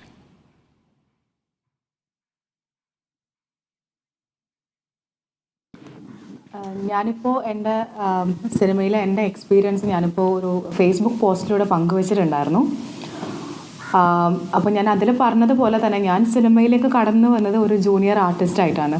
2023 നവംബറിലാണ് ഞാൻ ആദ്യമായിട്ടൊരു സിനിമയിൽ ജൂനിയർ ആർട്ടിസ്റ്റായിട്ട് പോകുന്നത്. അങ്ങനെ ഒരു 5 ദിവസത്തെ ഷൂട്ടായിരുന്നു അതൊരു ചെറിയൊരു ബഡ്ജറ്റ് എന്താ പറയുക ഒരു ചെറിയ ബഡ്ജറ്റിലുള്ള ഒരു വെബ് സീരീസ് ആയിരുന്നു. പിന്നീട് ഞാൻ ഫോട്ടോ സെലക്ഷനായിട്ട് കോർഡിനേറ്റർ ത്രൂ ആണ് നമുക്ക് ഫോട്ടോ സെലക്ഷനൊക്കെ നടക്കുന്നത്. ഡയറക്റ്റ് പിന്നെ ഓഡിഷനൊന്നും നമ്മൾ അറ്റൻഡ് ചെയ്യുന്നുണ്ടായിരുന്നില്ല ആ സമയത്ത്. അങ്ങനെ എനിക്ക് ഹിന്ദി വെബ് സീരീസിലേക്ക് ഒരു അവസരം അങ്ങനെ വരുമായിരുന്നു ചെയ്തിട്ടുണ്ടായിരുന്നത്. അങ്ങനെ മുംബൈയിൽ വെച്ചിട്ടായിരുന്നു അതിൻ്റെ ആദ്യ സ്കെഡ്യൂൾ ഉണ്ടായിരുന്നത്. ഇതിൻ്റെ ഒരു വിഷയം എന്താണെന്ന് പറഞ്ഞു കഴിഞ്ഞാൽ നമ്മൾ ഇനീഷ്യലി ഞാൻ ഈ വെബ് സീരീസിലേക്കാണ് എൻട്രി ചെയ്യുന്നതെന്നുള്ളതിനെ കുറിച്ചിട്ടുള്ള ഒരു ഐഡിയ എനിക്ക് തന്നിട്ടുണ്ടായിരുന്നില്ല. നിങ്ങൾക്കൊരു അവസരം വന്നിട്ടുണ്ട്, ഫോട്ടോ സെലക്ഷൻ ആയിട്ടുണ്ടെന്നുള്ളത് മാത്രമേ അറിയണ്ടായിരുന്നുള്ളൂ. പിന്നീട് പോയതിന് ശേഷം അവിടെ എത്തിയതിന് ശേഷമാണ് ഇതൊരു വെബ് സീരീസ് ആണ് എന്നുള്ളത് അറിയുന്നതും. അവിടെ ഞങ്ങൾക്ക് 3 ദിവസം സ്കെഡ്യൂളാണ് ഉണ്ടായിരുന്നത്. ആ സ്കെഡ്യൂൾ കഴിഞ്ഞ് രണ്ടാമത്തെ സ്കെഡ്യൂൾ വരുന്നത് 1.5 മാസത്തിന് ശേഷമാണ്. അപ്പം അതിനിടയിൽ വന്നിട്ടുള്ള നമ്മളുടെ അവസരങ്ങളൊക്കെ നമ്മൾ മിസ് ചെയ്തിട്ടുണ്ട്. കാരണം നമ്മൾക്ക് ഇതിൻ്റെ സ്കെഡ്യൂൾ കൃത്യമായിട്ട് ഞങ്ങൾക്ക് കിട്ടിയിട്ടില്ല. ഏത് ദിവസങ്ങളിലാണ് ഇത് ഇനി അടുത്ത മാസങ്ങളിലുണ്ടോ അല്ലെങ്കിൽ അതിനടുത്ത മാസങ്ങളിൽ ഏത് ഡേറ്റിലായിരിക്കും എന്നുള്ളതിലൊന്നും ഞങ്ങൾക്ക് ക്ലാരിറ്റി തന്നിട്ടില്ല. ഞങ്ങൾ ഇനീഷ്യലി ഉണ്ടായിരുന്ന 5 പേരായിരുന്നു മുംബൈയിൽ ഷൂട്ടിൻ്റെ സമയത്ത് ഉണ്ടായിരുന്നത്. ഈ 5 പേർക്കും ഇത്തരത്തിലുള്ളൊരു ക്ലാരിറ്റി ഉണ്ടായിരുന്നില്ല എന്നതിൻ്റെ ഒരു മെയിൻ കാര്യം ഞങ്ങൾക്ക് ഉണ്ടായിരുന്നത് ഞങ്ങളുടെ കൂടെ ഉണ്ടായിരുന്ന ആക്ട് ചെയ്യാൻ കൂടെ വന്നിരുന്ന ആൾക്കാർക്ക് 1-2 സിനിമയിലൊക്കെ പറഞ്ഞു വെച്ചിട്ടുണ്ടായിരുന്നു. അവർക്ക് ഓൾറെഡി 1-2 റോളുകൾ പറഞ്ഞു വെച്ച ആ റോളുകൾ അവർക്ക് പെട്ടെന്ന് ഇതിൻ്റെ സ്കെഡ്യൂൾ വരികയും 3 ദിവസം സ്കെഡ്യൂൾ ഉണ്ട്, പെട്ടെന്ന് നിങ്ങൾ പിന്നെ റെഡി ആവണം, നിങ്ങൾക്ക് ടിക്കറ്റ് ഇട്ടിട്ടുണ്ട് എന്ന് പറയുമ്പോഴാണ് നമ്മൾ ഓക്കെ ഈ ദിവസം ഞങ്ങൾക്ക് ഷൂട്ടുണ്ടെന്നുള്ളതിൻ്റെ ഒരു ക്ലാരിറ്റിയിലേക്ക് എത്തുന്നത്. അപ്പം ഇത് ആവർത്തിച്ചപ്പം ഞങ്ങളുടെ കൂടെ ഉണ്ടായിരുന്ന ആക്ടർ ഇത് വിട്ടുപോവാണ് ചെയ്തത്. ഇത് എനിക്ക് ചെയ്യാൻ പറ്റില്ല, കാരണം ആളുടെ ഒരു അവസരം നഷ്ടപ്പെട്ടു, പിന്നീട് അവസരങ്ങൾ നഷ്ടപ്പെട്ടുകൊണ്ടിരിക്കുക. അതുപോലെ തന്നെ ഞങ്ങൾക്ക് കണ്ടിന്യൂസ് ആയിട്ടുള്ള ഒരു പിന്നെ കഥാപാത്രമാണ് ഞങ്ങൾ ചെയ്യുന്നതെന്നും അതിന് പ്രാധാന്യമുള്ള കഥാപാത്രമാണ് ചെയ്യുന്നത്, ഫീച്ചർ കാസ്റ്റ് ആയിട്ടാണ്, ജൂനിയർ ആർട്ടിസ്റ്റിന് അല്ല, നിങ്ങൾ കണ്ടിന്യൂറ്റി ഉള്ള ഒരു ഫീച്ചർ കാസ്റ്റ് ആയിട്ടാണ് നിങ്ങളിതിൽ അഭിനയിക്കുന്നത് എന്ന് പറഞ്ഞത് കൊണ്ട് തന്നെ ഞങ്ങൾ കുറേ കൂടെ ഒരു പ്രതീക്ഷയോടെ നോക്കിക്കണ്ടിരുന്ന ഒരു പ്രോജക്റ്റായിരുന്നു. പക്ഷേ ഇതിന് വിപരീതമായിട്ട് രണ്ടാമത് കേരളത്തിലേക്ക് ഈ സ്കെഡ്യൂൾ വന്നു. ഈ പ്രോജക്റ്റ് ഉണ്ട്, ഇതൊരു വെബ് സീരീസാണ്. ഇതിൻ്റെ സ്കെഡ്യൂൾ കേരളത്തിലേക്ക് വന്ന് പിന്നെ കാസർഗോഡും എറണാകുളത്തും പാലക്കാട് വെച്ചിട്ടൊക്കെ ഷൂട്ടിംഗ് ഉണ്ടായിരുന്നു. ഒരു ഏപ്രിൽ മാസം വരെ ഷൂട്ടിംഗ് നീണ്ടുപോയിട്ടുണ്ട്. ഈ സമയങ്ങളിൽ ഇവിടെ കാസർഗോഡ് വെച്ച് ഷൂട്ടിംഗ് നടക്കുന്ന സമയത്താണ് ഒരു ദിവസം ഞങ്ങൾക്ക് അവിടെ 4 ദിവസം ഷൂട്ടിംഗ് ഉണ്ടായിരുന്നു. അതിൽ 3-ാമത്തെ ദിവസം കഴിഞ്ഞിട്ട് ഞങ്ങൾക്ക് ഒരു ദിവസം ഒരു അവധി ദിവസം ഉണ്ടായിരുന്നു. ഈ സ്കെഡ്യൂളിൽ ഇവർ കൃത്യമായിട്ട് ഞങ്ങൾക്ക് സ്കെഡ്യൂൾ പ്രൊവൈഡ് ചെയ്യാത്തത് കൊണ്ട് തന്നെ ഏത് ദിവസങ്ങളിലാണ് ഷൂട്ടുള്ളതിനെ കുറിച്ച് കൃത്യമായിട്ടുള്ള ധാരണ ഞങ്ങൾക്കില്ല. അങ്ങനെ ഈ ഒരു ദിവസം ഞങ്ങൾക്ക് ലീവാണെന്ന് നേരത്തെ പറഞ്ഞ ദിവസം രാത്രി ഞങ്ങളോട് ലീവല്ല, നിങ്ങൾക്ക് നാളെ ഷൂട്ടുണ്ടെന്ന് പറയും. അതുപോലെ തന്നെ ഞങ്ങൾ അന്ന് ഷൂട്ടിന് പിറ്റേന്ന് പറയുമ്പോൾ നമ്മൾ ഒരു ദിവസം 4 മണിക്ക് പുലർച്ചെ 4 മണിക്ക് ഞങ്ങൾ എണീക്കണം. 4 മണിക്ക് എണീറ്റ്, അതായത് ഇപ്പം ഞാൻ സിനിമയിൽ വളരെ പുതിയ ഒരാളാണ്. ഞാൻ ഒരുപാട് പ്രോജക്റ്റുകളൊന്നും ചെയ്തിട്ടുള്ള ആളല്ല, ഞാൻ മോഡലിംഗ് ചെയ്യുന്നുണ്ട്. അപ്പം എനിക്ക് സിനിമ ഒരു പുതിയ അനുഭവം തന്നെയാണ്. അപ്പം ഇതിൻ്റെ ഞങ്ങൾ മുംബൈയിൽ പോയിരുന്ന സമയത്ത് കൃത്യമായിട്ട് ഞങ്ങൾക്ക് ഷോട്ടിന് കൃത്യമായിട്ട് വിളിക്കുകയും ഷോട്ട് കഴിഞ്ഞാൽ റൂമിലേക്ക് തിരിച്ചു പോവുകയും ഈ ഒരു സമയത്തേക്കാണ് ഞങ്ങളുടെ ഷോട്ട് വരുന്നതെന്ന് അനുസരിച്ച് ഉച്ചയ്ക്കാണെങ്കിൽ ഞങ്ങളൊരു രാവിലെ ഒരു 9 മണിക്കൊക്കെ എത്തുന്ന രീതിയിലൊക്കെയാണ് ഞങ്ങൾക്ക് സ്കെഡ്യൂൾ ചെയ്തിട്ടുണ്ടായിരുന്നത്. എന്നാൽ കേരളത്തിലേക്ക് വന്നപ്പോൾ നേരെ മറിച്ച് നമുക്ക് രാവിലെ ഒരു 4 മണിക്ക് ഞങ്ങൾക്ക് എണീക്കുകയും 5 മണി സമയത്തേക്ക് ഞങ്ങൾ സഞ്ചരിച്ച് ഷൂട്ടിംഗ് ലൊക്കേഷനിൽ പോയി. ഒരു 6 മണിയാകുമ്പോൾ ഞങ്ങൾ കോസ്റ്റ്യൂമൊക്കെ ചേഞ്ച് ചെയ്ത് വളരെ മോശമായൊരു ട്രീറ്റ്മെൻറ്റിൻ്റെ ഒരു രീതി അവിടെ വെച്ച് ഞാൻ നോട്ടീസ് ചെയ്തിട്ടുണ്ട്. എന്താണെന്ന് വെച്ച് കഴിഞ്ഞാൽ ഞങ്ങൾ ജൂനിയർ ആർട്ടിസ്റ്റുകളായിട്ടുള്ള അപ്പം ക്രൗഡ് ഷൂട്ടൊക്കെ ഉണ്ടാകുമ്പം ഒത്തിരി ജൂനിയർ ആർട്ടിസ്റ്റുകൾ കൂടെ വരുന്ന ഒരു സാഹചര്യം ഉണ്ടായിരുന്നു. ആ സാഹചര്യത്തിലൊക്കെ തന്നെ ഇങ്ങനെ ഞങ്ങളോട് സംസാരിക്കുന്ന രീതി, അല്ലെങ്കിൽ ഈ നമ്മളിപ്പം തൊഴുത്തിൽ പശുക്കളോടും ആടുകളോടൊക്കെ കാണിക്കുന്ന രീതിയിലുള്ളൊരു എല്ലാവരും പൊയ്ക്കോ എന്നുള്ള രീതിയിലുള്ളൊരു ഒരു തരത്തിലുള്ളൊരു വളരെ ഇൻഹ്യൂമൺ ആയിട്ടുള്ള ഒരു വേ ഓഫ് നമ്മളെ എങ്ങനെയാണോ നമ്മളെ ട്രീറ്റ് ചെയ്യുന്നത്, വേ ഓഫ് ട്രീറ്റ്മെൻറ്റ് വളരെ മോശമായിട്ടുള്ള രീതിയിൽ തന്നെയായിരുന്നു. അതുപോലെ തന്നെ ഒരു ദിവസം ഞങ്ങളോട് ഈ ലീവുള്ള ദിവസം ഷൂട്ടുണ്ടെന്ന് പറഞ്ഞ് ആ ഷൂട്ടിന് വേണ്ടി ചെന്നപ്പം ഞങ്ങൾക്ക് വേറൊരു കോസ്റ്റ്യൂമായിട്ട് ഇട്ടിട്ടുണ്ടായിരുന്നു. ഞങ്ങളുടെ ക്യാരക്ടറിനൊരു ഫിക്സഡ് ആയിട്ടുള്ള ഒരു പാറ്റേൺ കോസ്റ്റ്യൂംസ് ഉണ്ട്. അപ്പോൾ ആ കോസ്റ്റ്യൂമിൽ നിന്ന് മാറിയിട്ടുള്ളൊരു കോസ്റ്റ്യൂം ഇട്ടപ്പം എന്താ ഇങ്ങനെ നമ്മളെ റോളിനുള്ള കോസ്റ്റ്യൂം ഇതല്ലല്ലോ എന്നുള്ളൊരു ആശങ്ക ഞങ്ങൾ കോർഡിനേറ്ററോട് പങ്കുവെച്ചു. അപ്പോൾ കോർഡിനേറ്റർ പറഞ്ഞത് നിങ്ങൾ ഏത് കോസ്റ്റ്യൂമാണ് പറയുന്നത് അത് നിങ്ങൾ ഇടുക. അപ്പോൾ ഞങ്ങൾ പറഞ്ഞു ശരി, ഞങ്ങൾ അല്ലാത്തതുകൊണ്ട് ചോദിച്ചാണെന്ന് പറഞ്ഞപ്പം അത് നിങ്ങൾ ഇന്ന് ആൾമാറായിട്ടാണ് ചെയ്യാൻ പോകുന്നത്, നിങ്ങളുടെ കഥാപാത്രം ഇന്ന് ഒളിച്ചു നിന്നിട്ടുള്ളൊരു ചിത്രീകരണമാണ് നടക്കാൻ പോകുന്നത്, അതുകൊണ്ട് നിങ്ങൾ ആൾ മാറിയിട്ടുള്ള ഒരു ഇതാണ് ചെയ്യുന്നത്. അപ്പോൾ ഞങ്ങളുടെ വെബ് സീരീസിൻ്റെ ഒരു എന്താ പറയുക, വെബ് സീരീസ് തന്നെ ഒരു ത്രില്ലറായിട്ടുള്ളൊരു സീരീസാണ്. അപ്പം അതിന് യോജ്യമായിട്ടുള്ള രീതിയിലുള്ള ഒരു കഥാപാത്രം ആണ്, അല്ലെങ്കിൽ അതിൻ്റെ നിർമ്മിതിക്ക് വേണ്ടിയിട്ടാണ് നമ്മൾ ഇങ്ങനെ ഒരു കാര്യം ചെയ്യുന്നതെന്നുള്ള ഒരു ഇതിലേക്കാണ് എത്തിയത്. അപ്പം നമ്മൾ കഥാപാത്രത്തോട് കാണിക്കുന്ന ഒരു കൂർ ഓട്ടോമാറ്റിക്കലി കാണിക്കുമല്ലോ. അപ്പം ഞങ്ങൾ ആ കോസ്റ്റ്യൂമൊക്കെ ഇട്ട് ഏകദേശം ഉച്ച വരെ വെയിലത്ത് ഒരു കുട പോലും ആ സമയത്ത് പ്രൊവൈഡ് ചെയ്തിട്ടില്ല ഞങ്ങൾ.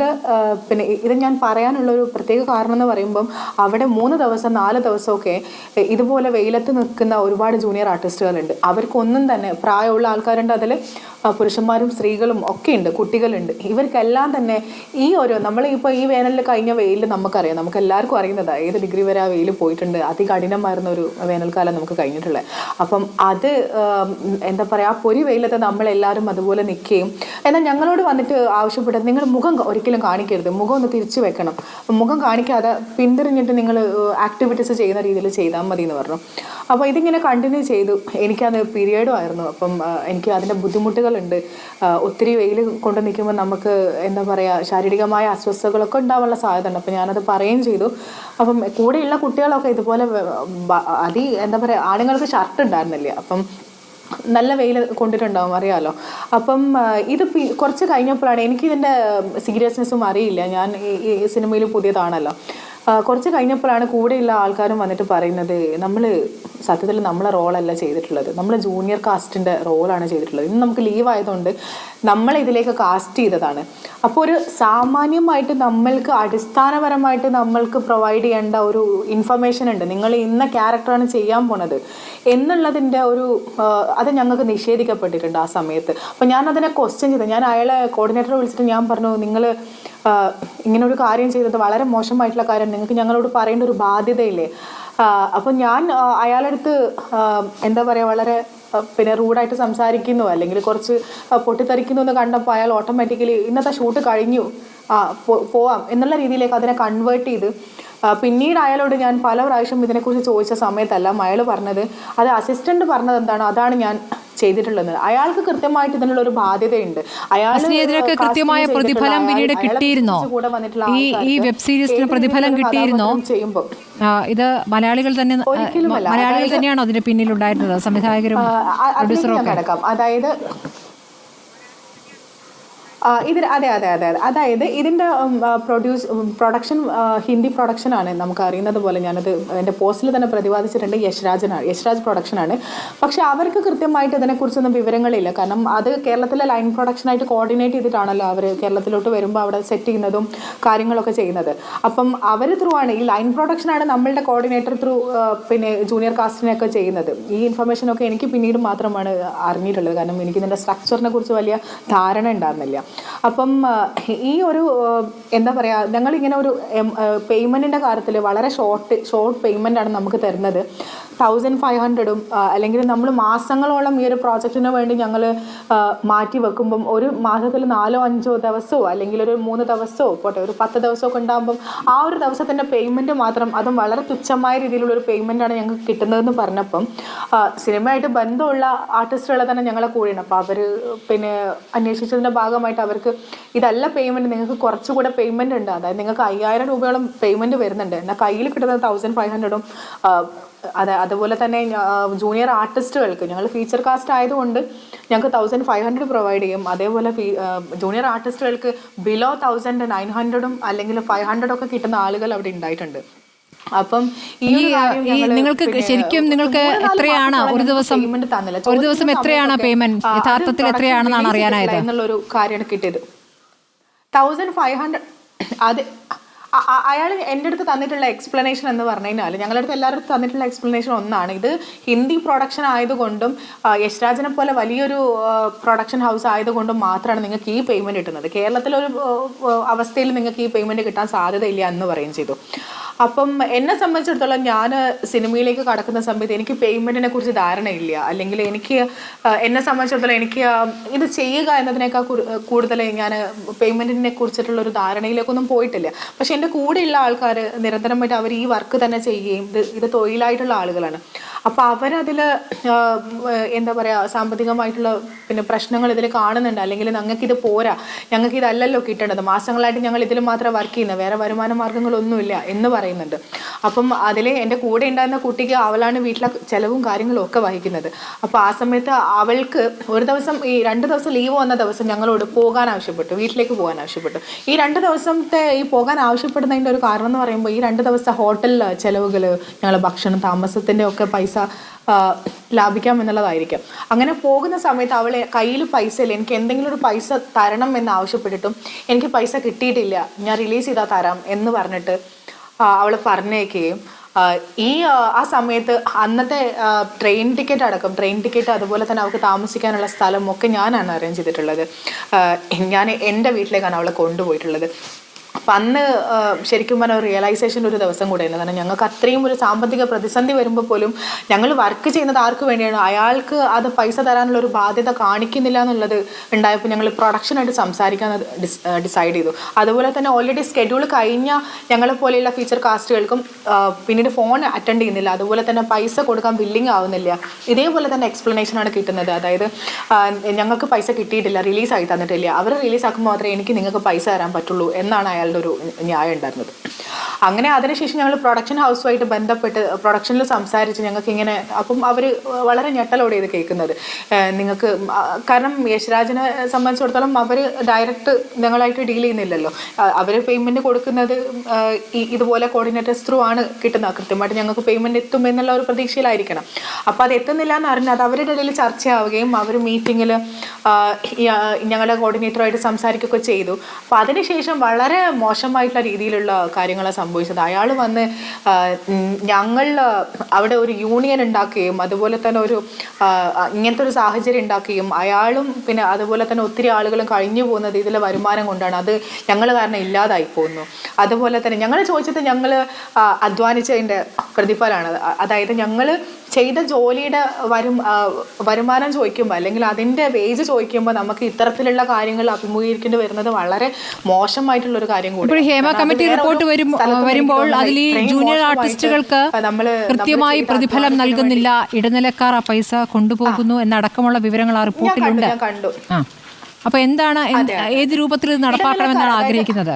വിവരങ്ങളൊക്കെ ഉറപ്പായിട്ടുണ്ട്, ഞാനത് വായിച്ചിരുന്നു.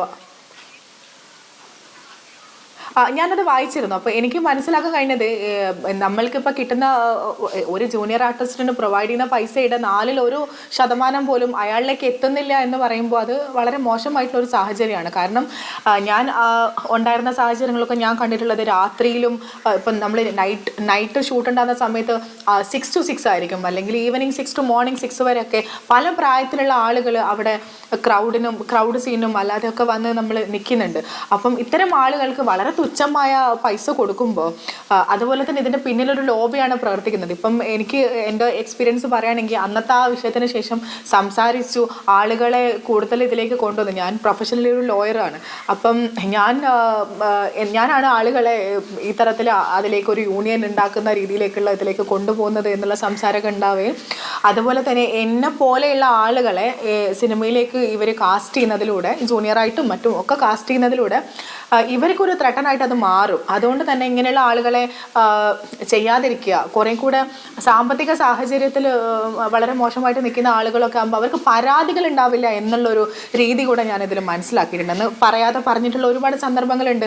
അതുപോലെ തന്നെ അവസാനത്തെ 2 സ്കെഡ്യൂളിലും എന്നെ ഒഴിവാക്കിയിട്ട് അവർ മുംബൈയിൽ ഷൂട്ടിന് പോയിട്ടുണ്ടായിരുന്നു. പോയ സമയത്ത് ഞാൻ കൂടെയുള്ളവരോട് ചോദിച്ചപ്പോൾ അവരും പറഞ്ഞത് ഇതൊരു പാഠമാവട്ടെ, അതായത് ഇവർക്കെതിരെ ശബ്ദം ഉണ്ടാക്കാൻ പാടില്ല, ഇതൊരു വലിയ ലോബിയാണ്, ഇവർ വർഷങ്ങളായിട്ട് സിനിമയിൽ കാസ്റ്റിംഗ് നടത്തിക്കൊണ്ടിരിക്കുന്ന, സിനിമയിൽ അവർക്ക് കൃത്യമായ സ്പേസ് ഉള്ള ആളുകളാണ്, ഞങ്ങൾക്ക് ഇന്ന തരത്തിലുള്ള കോണ്ടാക്റ്റ് ഉണ്ട്, അതുകൊണ്ട് തന്നെ നിങ്ങളെപ്പോലെയുള്ള ആളുകൾ വന്നിട്ട് ഞങ്ങൾക്കെതിരെ ഒന്നും ചെയ്യാൻ പറ്റില്ല.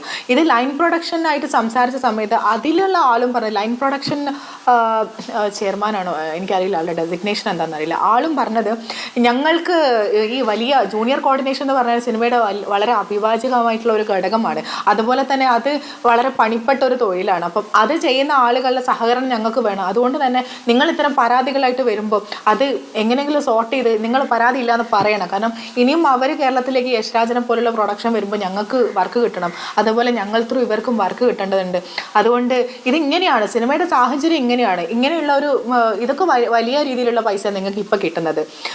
ഇത്രയൊന്നും കിട്ടാത്ത ആളുകളാണെന്ന് പറയുമ്പോൾ നമുക്ക് കിട്ടുന്ന പൈസയെക്കുറിച്ച് നമുക്ക് ധാരണ ഉണ്ടായിരിക്കെ ഇത്തരത്തിലുള്ള ഒരു ന്യായം പറയുമ്പോൾ ഒക്കെ അത് വളരെ ഇൻഹ്യൂമനായിട്ട് എനിക്ക് തോന്നിയിട്ടുണ്ടെന്ന് മാത്രമല്ല, ഞാൻ കേസ് കൊടുക്കാൻ എന്നുള്ള രീതിയിൽ സംസാരിച്ച് ഞങ്ങളുടെ കൂടെയുള്ളവരെ തന്നെ കോർഡിനേറ്റ് ചെയ്യാൻ ശ്രമിച്ചെങ്കിലും പലർക്കും സാമ്പത്തിക സിറ്റുവേഷനും അതുപോലെ തന്നെ ഇനി അവസരങ്ങൾ അറിയാമല്ലോ, ജൂനിയേഴ്സ് എന്ന് പറയുമ്പോൾ എപ്പോഴും അവസരങ്ങൾ ഏതവസരം കിട്ടും എന്നുള്ള ഒരു പ്രതീക്ഷയോടെ നിൽക്കുന്ന ഒരു വിഭാഗം.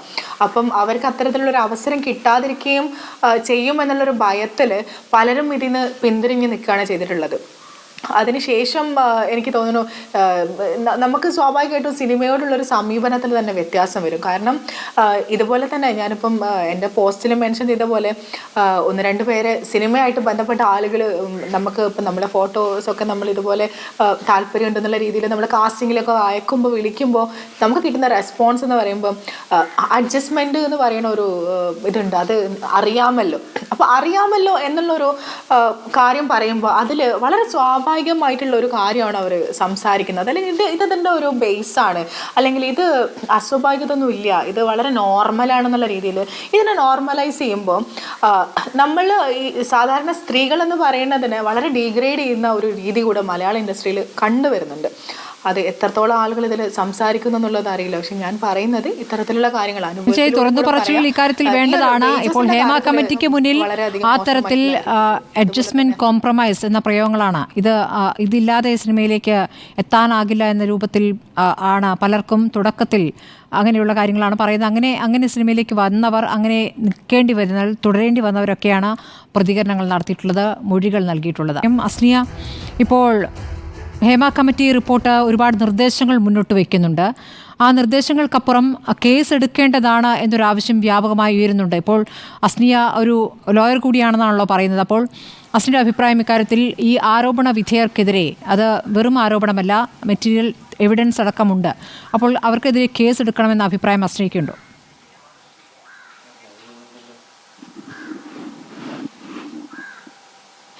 ഹലോ കേട്ടില്ലേ? ചോദ്യം കേട്ടില്ലേ? ഹലോ അസ്നിയ, ചോദ്യം കേട്ടിരുന്നോ? കറക്റ്റായിട്ട് കേൾക്കാൻ പറ്റുന്നില്ല.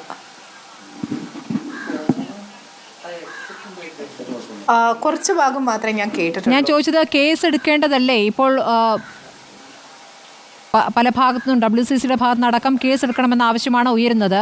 അപ്പോൾ സർക്കാർ പക്ഷേ അങ്ങനെ കേസ് എടുക്കണമെങ്കിൽ ഓരോരുത്തരായി മൊഴി നൽകേണ്ടി വരും, പോലീസിൽ കംപ്ലയിൻറ്റ് കൊടുക്കേണ്ടി വരും എന്നുള്ളതാണ് പറയുന്നത്. പക്ഷേ അങ്ങനെയല്ല, സുവമോട്ടോ കേസ് എടുക്കാം എന്നുള്ള അഭിപ്രായവും നിയമവിദഗ്ധരിൽ നിന്ന് വരുന്നുണ്ട്. അസ്നിയുടെ അഭിപ്രായം എന്താണ്? ഞാനും വാർത്തകളിലൂടെ പോകുന്നുണ്ട്, അല്ലെങ്കിൽ ഞാനത് കാണുന്നുണ്ട്. ഇപ്പം എൻ്റെ ഒരു തീരുമാനത്തിൽ ഇതിന് ഇപ്പം എനിക്ക് ആ ഒരു സമയത്ത് എനിക്ക് കേസ് കൊടുക്കണമെന്നും അല്ലെങ്കിൽ ഇതുമായിട്ട് മുന്നോട്ട് പോകണമെന്നും അറ്റ്ലീസ്റ്റ് ഒരു ചാനൽ ചർച്ചയിലെങ്കിലും ഈ കാര്യങ്ങൾ പറയണമെന്നൊക്കെ ഉണ്ടായിരുന്ന ഒരു സമയമുണ്ടെന്ന്. പക്ഷേ കൂടെയുള്ള ആളുകളൊന്നും അതിന് വില്ലിങ് ആവാത്തത് കൊണ്ടും പിന്നെ ഒരു ഒറ്റയാൾ സമരമായിട്ട് മുന്നോട്ട് പോകാനുള്ള ഒരു മാനസിക സ്ഥിതിയിലല്ല ഞാൻ നിലവിലുള്ളത്. അപ്പോൾ അതുകൊണ്ട് തന്നെ ഞാൻ അതിൽ നിന്ന് പിന്തിരിഞ്ഞ് നിൽക്കുകയാണ് ചെയ്തിട്ടുണ്ടായിരുന്നത്. അപ്പം ഇത്തരം ഒരു സാഹചര്യം വരുമ്പോൾ നമ്മളുടെ എക്സ്പീരിയൻസ് തുറന്ന് പറയുക എന്നതും വളരെ ഇമ്പോർട്ടൻ്റ് ആയിട്ടുള്ളൊരു കാര്യമായിട്ട് എനിക്ക് തോന്നിയിട്ടുണ്ട്. കാരണം ഞാൻ അനുഭവിച്ചത് നിസ്സാരമായ, എനിക്ക് തോന്നുന്നു ഇതുപോലെ ജൂനിയർ ആർട്ടിസ്റ്റായിട്ടും ഫീച്ചർ കാസ്റ്റായിട്ടും ഒക്കെ പോകുന്ന ആളുകളൊക്കെ അനുഭവിക്കുന്നതിൻ്റെ വളരെ ചെറിയൊരു വേർഷൻ മാത്രമാണ്. ഇതിൻ്റെ വലിയ വേർഷൻ ഞാൻ പലരിൽ നിന്നും അവിടെ നിന്ന് കേട്ടിട്ടുണ്ട്. അവർക്ക് ഉപയോഗിക്കാൻ ടോയ്ലറ്റ് ഇല്ലാതാവുക, അതുപോലെ തന്നെ എന്താ പറയുക, നമ്മളിപ്പം എന്തെങ്കിലും ആവശ്യപ്പെടും, ഇപ്പോൾ കസേര അല്ലെങ്കിൽ കൊട, ഇങ്ങനെയുള്ള ബേസിക് ആയിട്ടുള്ള കാര്യങ്ങൾ ആവശ്യപ്പെടുമ്പോൾ എന്നോട് പറഞ്ഞൊരു കാര്യമുണ്ട്, നിങ്ങൾ ഇത്തരത്തിലുള്ള സാധനങ്ങളൊക്കെ നിങ്ങൾക്ക് വേണമെങ്കിൽ അതൊക്കെ നിങ്ങൾ വരുമ്പോൾ കൊണ്ടുവരണം. ഈ ഒരു കാര്യം ഒരിക്കലും ഒരു മറ്റു ആർട്ടിസ്റ്റുകൾ പറയാൻ സാധ്യതയില്ലാത്ത കാര്യമാണ്. അപ്പം ഇതൊക്കെ വളരെ ഹ്യൂമൻ ആയിട്ട് വളരെ ബേസിക് ആയിട്ടുള്ള ഹ്യൂമൻ റൈറ്റ്സ് ആണ്, അല്ലെങ്കിൽ അങ്ങനെ പ്രൊവൈഡ് ചെയ്യേണ്ട കാര്യങ്ങളാണ് എന്നുള്ളതിനെക്കുറിച്ച് ധാരണയില്ലാതാവുക. അതുപോലെ തന്നെ എൻ്റെ കൂടെയില്ല, അതിപ്പം ആണുങ്ങളാണെങ്കിലും ഞാൻ പറയണത് മെയിൽ ആർട്ടിസ്റ്റിനോടും ഫീമെയിൽ ആർട്ടിസ്റ്റിനോടും എന്നാലും കുറച്ചുകൂടെ ശ്രദ്ധിച്ച് പെരുമാറുന്നത് എനിക്ക് തോന്നുന്നു കോർഡിനേറ്റേഴ്സ് ഫീമെയിൽസിന് അടുത്തായിരിക്കും തോന്നുന്നു. മെയിലിൻ്റെ അടുത്തൊക്കെ വളരെ ഹാഷായിട്ട് ബിഹേവ് ചെയ്യുന്ന ഒരു പാറ്റേൺ ശ്രദ്ധിച്ചിട്ടുണ്ട്. അപ്പം ഇതിൻ്റെ ഒരു രീതിയാണ്, ഇത് വളരെ കോമൺ ആണെന്നുള്ളതിൽ നിന്ന് മാറിയിട്ട് ഇവർ കുറേ കൂടെ എഡ്യൂക്കേറ്റഡ് ആവേണ്ടതുണ്ട്, അല്ലെങ്കിൽ എങ്ങനെയാണ് ഇതിൻ്റെ ട്രീറ്റ്മെൻറ്റ് ഉണ്ടാവേണ്ടതെന്നുള്ളതിനെ കുറിച്ചിട്ടും അവയർനെസ് ഉണ്ടാവേണ്ടതുണ്ട്. കാരണം ഈ ബേസിക്കായിട്ടൊരു ഭയം എന്ന് പറയുന്ന ഒരു ഫാക്ടർ എല്ലാ സമയത്തും സിനിമയിൽ നിൽക്കുന്നുണ്ട്. എനിക്ക് തോന്നുന്നു നമ്മൾ കൂടുതൽ സംസാരിച്ചു കഴിഞ്ഞാൽ, നമ്മൾ കൂടുതൽ ഓപ്പോസ് ചെയ്ത് കഴിയുമ്പോൾ നമ്മൾക്ക് അവസരങ്ങൾ നിഷേധിക്കപ്പെടും. അതുപോലെ തന്നെ പിന്നീട് നമ്മൾ എപ്പോഴും ആളുകളൊരു ഡബിൾ കൊട്ടേഷനിൽ വെക്കുന്ന ഒരു ഫേസ് ആയിട്ട് നമ്മൾ മാറും. ഓക്കെ, ഇവരെ കാസ്റ്റ് ചെയ്യപ്പെടേണ്ടതില്ല എന്നുള്ളൊരു തീരുമാനത്തിലേക്കും മറ്റുമൊക്കെ എത്തും എന്നുള്ളതൊക്കെ ഇതിൻ്റെ ഒരു ഭയപ്പെടുത്തുന്ന കുറേ ഫാക്ടേഴ്സാണ്. ഞാൻ പറഞ്ഞത് ജൂനിയേഴ്സിൻ്റെ ഇടയിൽ വരുന്ന ഒരു വിഷയമാണ്. അതിനേക്കാളൊക്കെ ഭീകരമായിട്ടുള്ളതായിരിക്കാം മറ്റു ആർട്ടിസ്റ്റുകൾക്കും അതുപോലെ തന്നെ ടെക്നിക്കൽ പാർട്ടിലും ഒക്കെ നിൽക്കുന്ന സ്ത്രീകൾ, എല്ലാ സെക്ടറിലുള്ള സ്ത്രീകൾക്കും. നമ്മൾ ഹേമ റിപ്പോർട്ട് വായിക്കുമ്പോൾ നമുക്ക് മനസ്സിലാവുന്നത് അങ്ങനെ തന്നെയാണല്ലോ. എല്ലാ സെക്ടറിലും ഇത് വളരെ വ്യക്തമായിട്ടുണ്ട് എന്നുള്ളത് തന്നെയാണ്. അപ്പം നിലവിൽ എനിക്ക് ഇങ്ങനെ എൻ്റെ എക്സ്പീരിയൻസ് എന്താണോ അത് ഷെയർ ചെയ്യും. അതുപോലെ കൂടുതൽ ആളുകൾ ഷെയർ ചെയ്ത് മുന്നോട്ട് വരണം എന്ന് തന്നെയാണ് എനിക്ക് പറയാനുള്ളത്. കാരണം ഇത് വലിയൊരു ഇനീഷ്യേറ്റീവായിട്ട് WCC അടക്കം എടുത്തിട്ടുള്ള ഒരു ഇനീഷ്യേഷൻ്റെ ഭാഗമായിട്ട് വരുന്ന ഒരു റിസൾട്ടാണ് ഇപ്പോൾ നമ്മൾ കണ്ടിട്ടുള്ളത്. അപ്പം അതിനോട് നമ്മൾ കൂടുതൽ ഇപ്പം എന്താ പറയുക, കൂടുതൽ ആളുകൾ വില്ലിങ്ങായി ഷെയർ ചെയ്ത് മുന്നോട്ട് വരണം. കേസ് കൊടുക്കേണ്ടതായ സാഹചര്യങ്ങളിൽ കേസ് കൊടുക്കുക തന്നെ വേണം. ഇപ്പം ഞാൻ പറഞ്ഞല്ലോ, എൻ്റെ ഒരു എക്സ്പീരിയൻസ് എന്ന് പറയുന്നത്, ഞാൻ ഇപ്പോഴും അതിനുവേണ്ടി സംസാരിക്കുന്നുണ്ട്. ഞങ്ങളെല്ലാവരും സംസാരിക്കുന്നുണ്ട്. ഞങ്ങളെ കൂടെയുള്ള ആളുകളും 1-2 പേര് ഇപ്പോഴും സംസാരിക്കാൻ വില്ലിങ് ആണ്. ബാക്കിയുള്ളവരെ കുറിച്ച് എനിക്കറിയില്ല, കാരണം അവരെ സംബന്ധിച്ചിടത്തോളം ഇത്തരം ഭയത്തിലൂടെ കടന്നു പോകുന്നതുകൊണ്ട് അവർ ഓക്കെ ആവാൻ സാധ്യതയില്ല. അപ്പം ഇതും ഒരു രീതിയിൽ തുറന്നു പറച്ചിലും ഇതിൻ്റെ വളരെ ഇമ്പോർട്ടൻ്റ് ആയിട്ടുള്ളൊരു കാര്യമായിട്ട് ഞാൻ കാണുന്നുണ്ട്. ഇപ്പോൾ അസ്നയ്ക്ക് ഇപ്പോൾ നിയമ സംവിധാനത്തെക്കുറിച്ച് നല്ല ധാരണയുണ്ട്, ഇങ്ങനെയല്ല ഇത് പ്രവർത്തിക്കേണ്ടത് ധാരണയുണ്ട്. ആ ധാരണ ഉണ്ടായിരുന്ന ഘട്ടത്തിൽ പോലും അന്ന് ശക്തമായി പ്രതികരിക്കാൻ അസ്നയ്ക്ക് പറ്റിയില്ല എന്നാണ് പറയുന്നത്. അപ്പോൾ ഇതേക്കുറിച്ച് ഒരു ബോധമില്ലാത്തവർ എങ്ങനെ പ്രതികരിക്കുമെന്നുള്ളൊരു ചോദ്യം കൂടി ഇല്ലേ? ഞാൻ ഉറപ്പായിട്ടുണ്ട്. ഞാനന്ന് ഞാൻ പല സമയങ്ങളിലും ഞാൻ ക്ഷമ കൈക്കൊണ്ട സമയം ഉണ്ടായിട്ടുണ്ട്. അതേപോലെ തന്നെ എൻ്റെ കയ്യിൽ നിന്ന് പൊട്ടിത്തെറിച്ച് പോയി.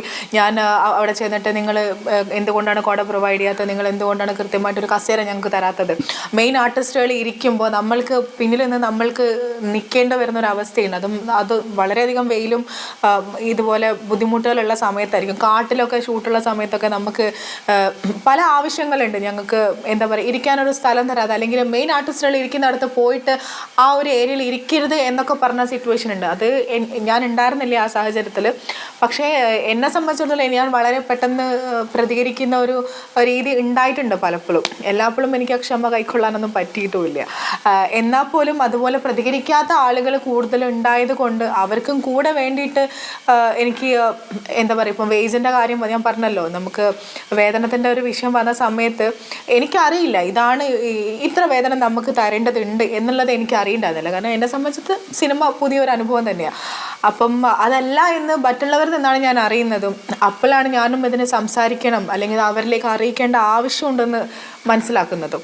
അപ്പം ഇതെല്ലാം വലിയൊരു സ്ട്രക്ചറും വലിയൊരു മാഫിയവുമാണ്. അപ്പം നമ്മളെ സംബന്ധിച്ചിടത്തോളം നമ്മളൊരു കാര്യം പറയുമ്പം അത് ഇപ്പം അവർക്ക് അണ്ടർസ്റ്റാൻഡ് ചെയ്യാത്തത് കൊണ്ടായിരിക്കണമെന്നില്ല. ഇതിൻ്റെ സ്ട്രക്ചർ ഇങ്ങനെയാണ്, അല്ലെങ്കിൽ ഇവിടെ ഇതാണ് നടക്കുന്നത്.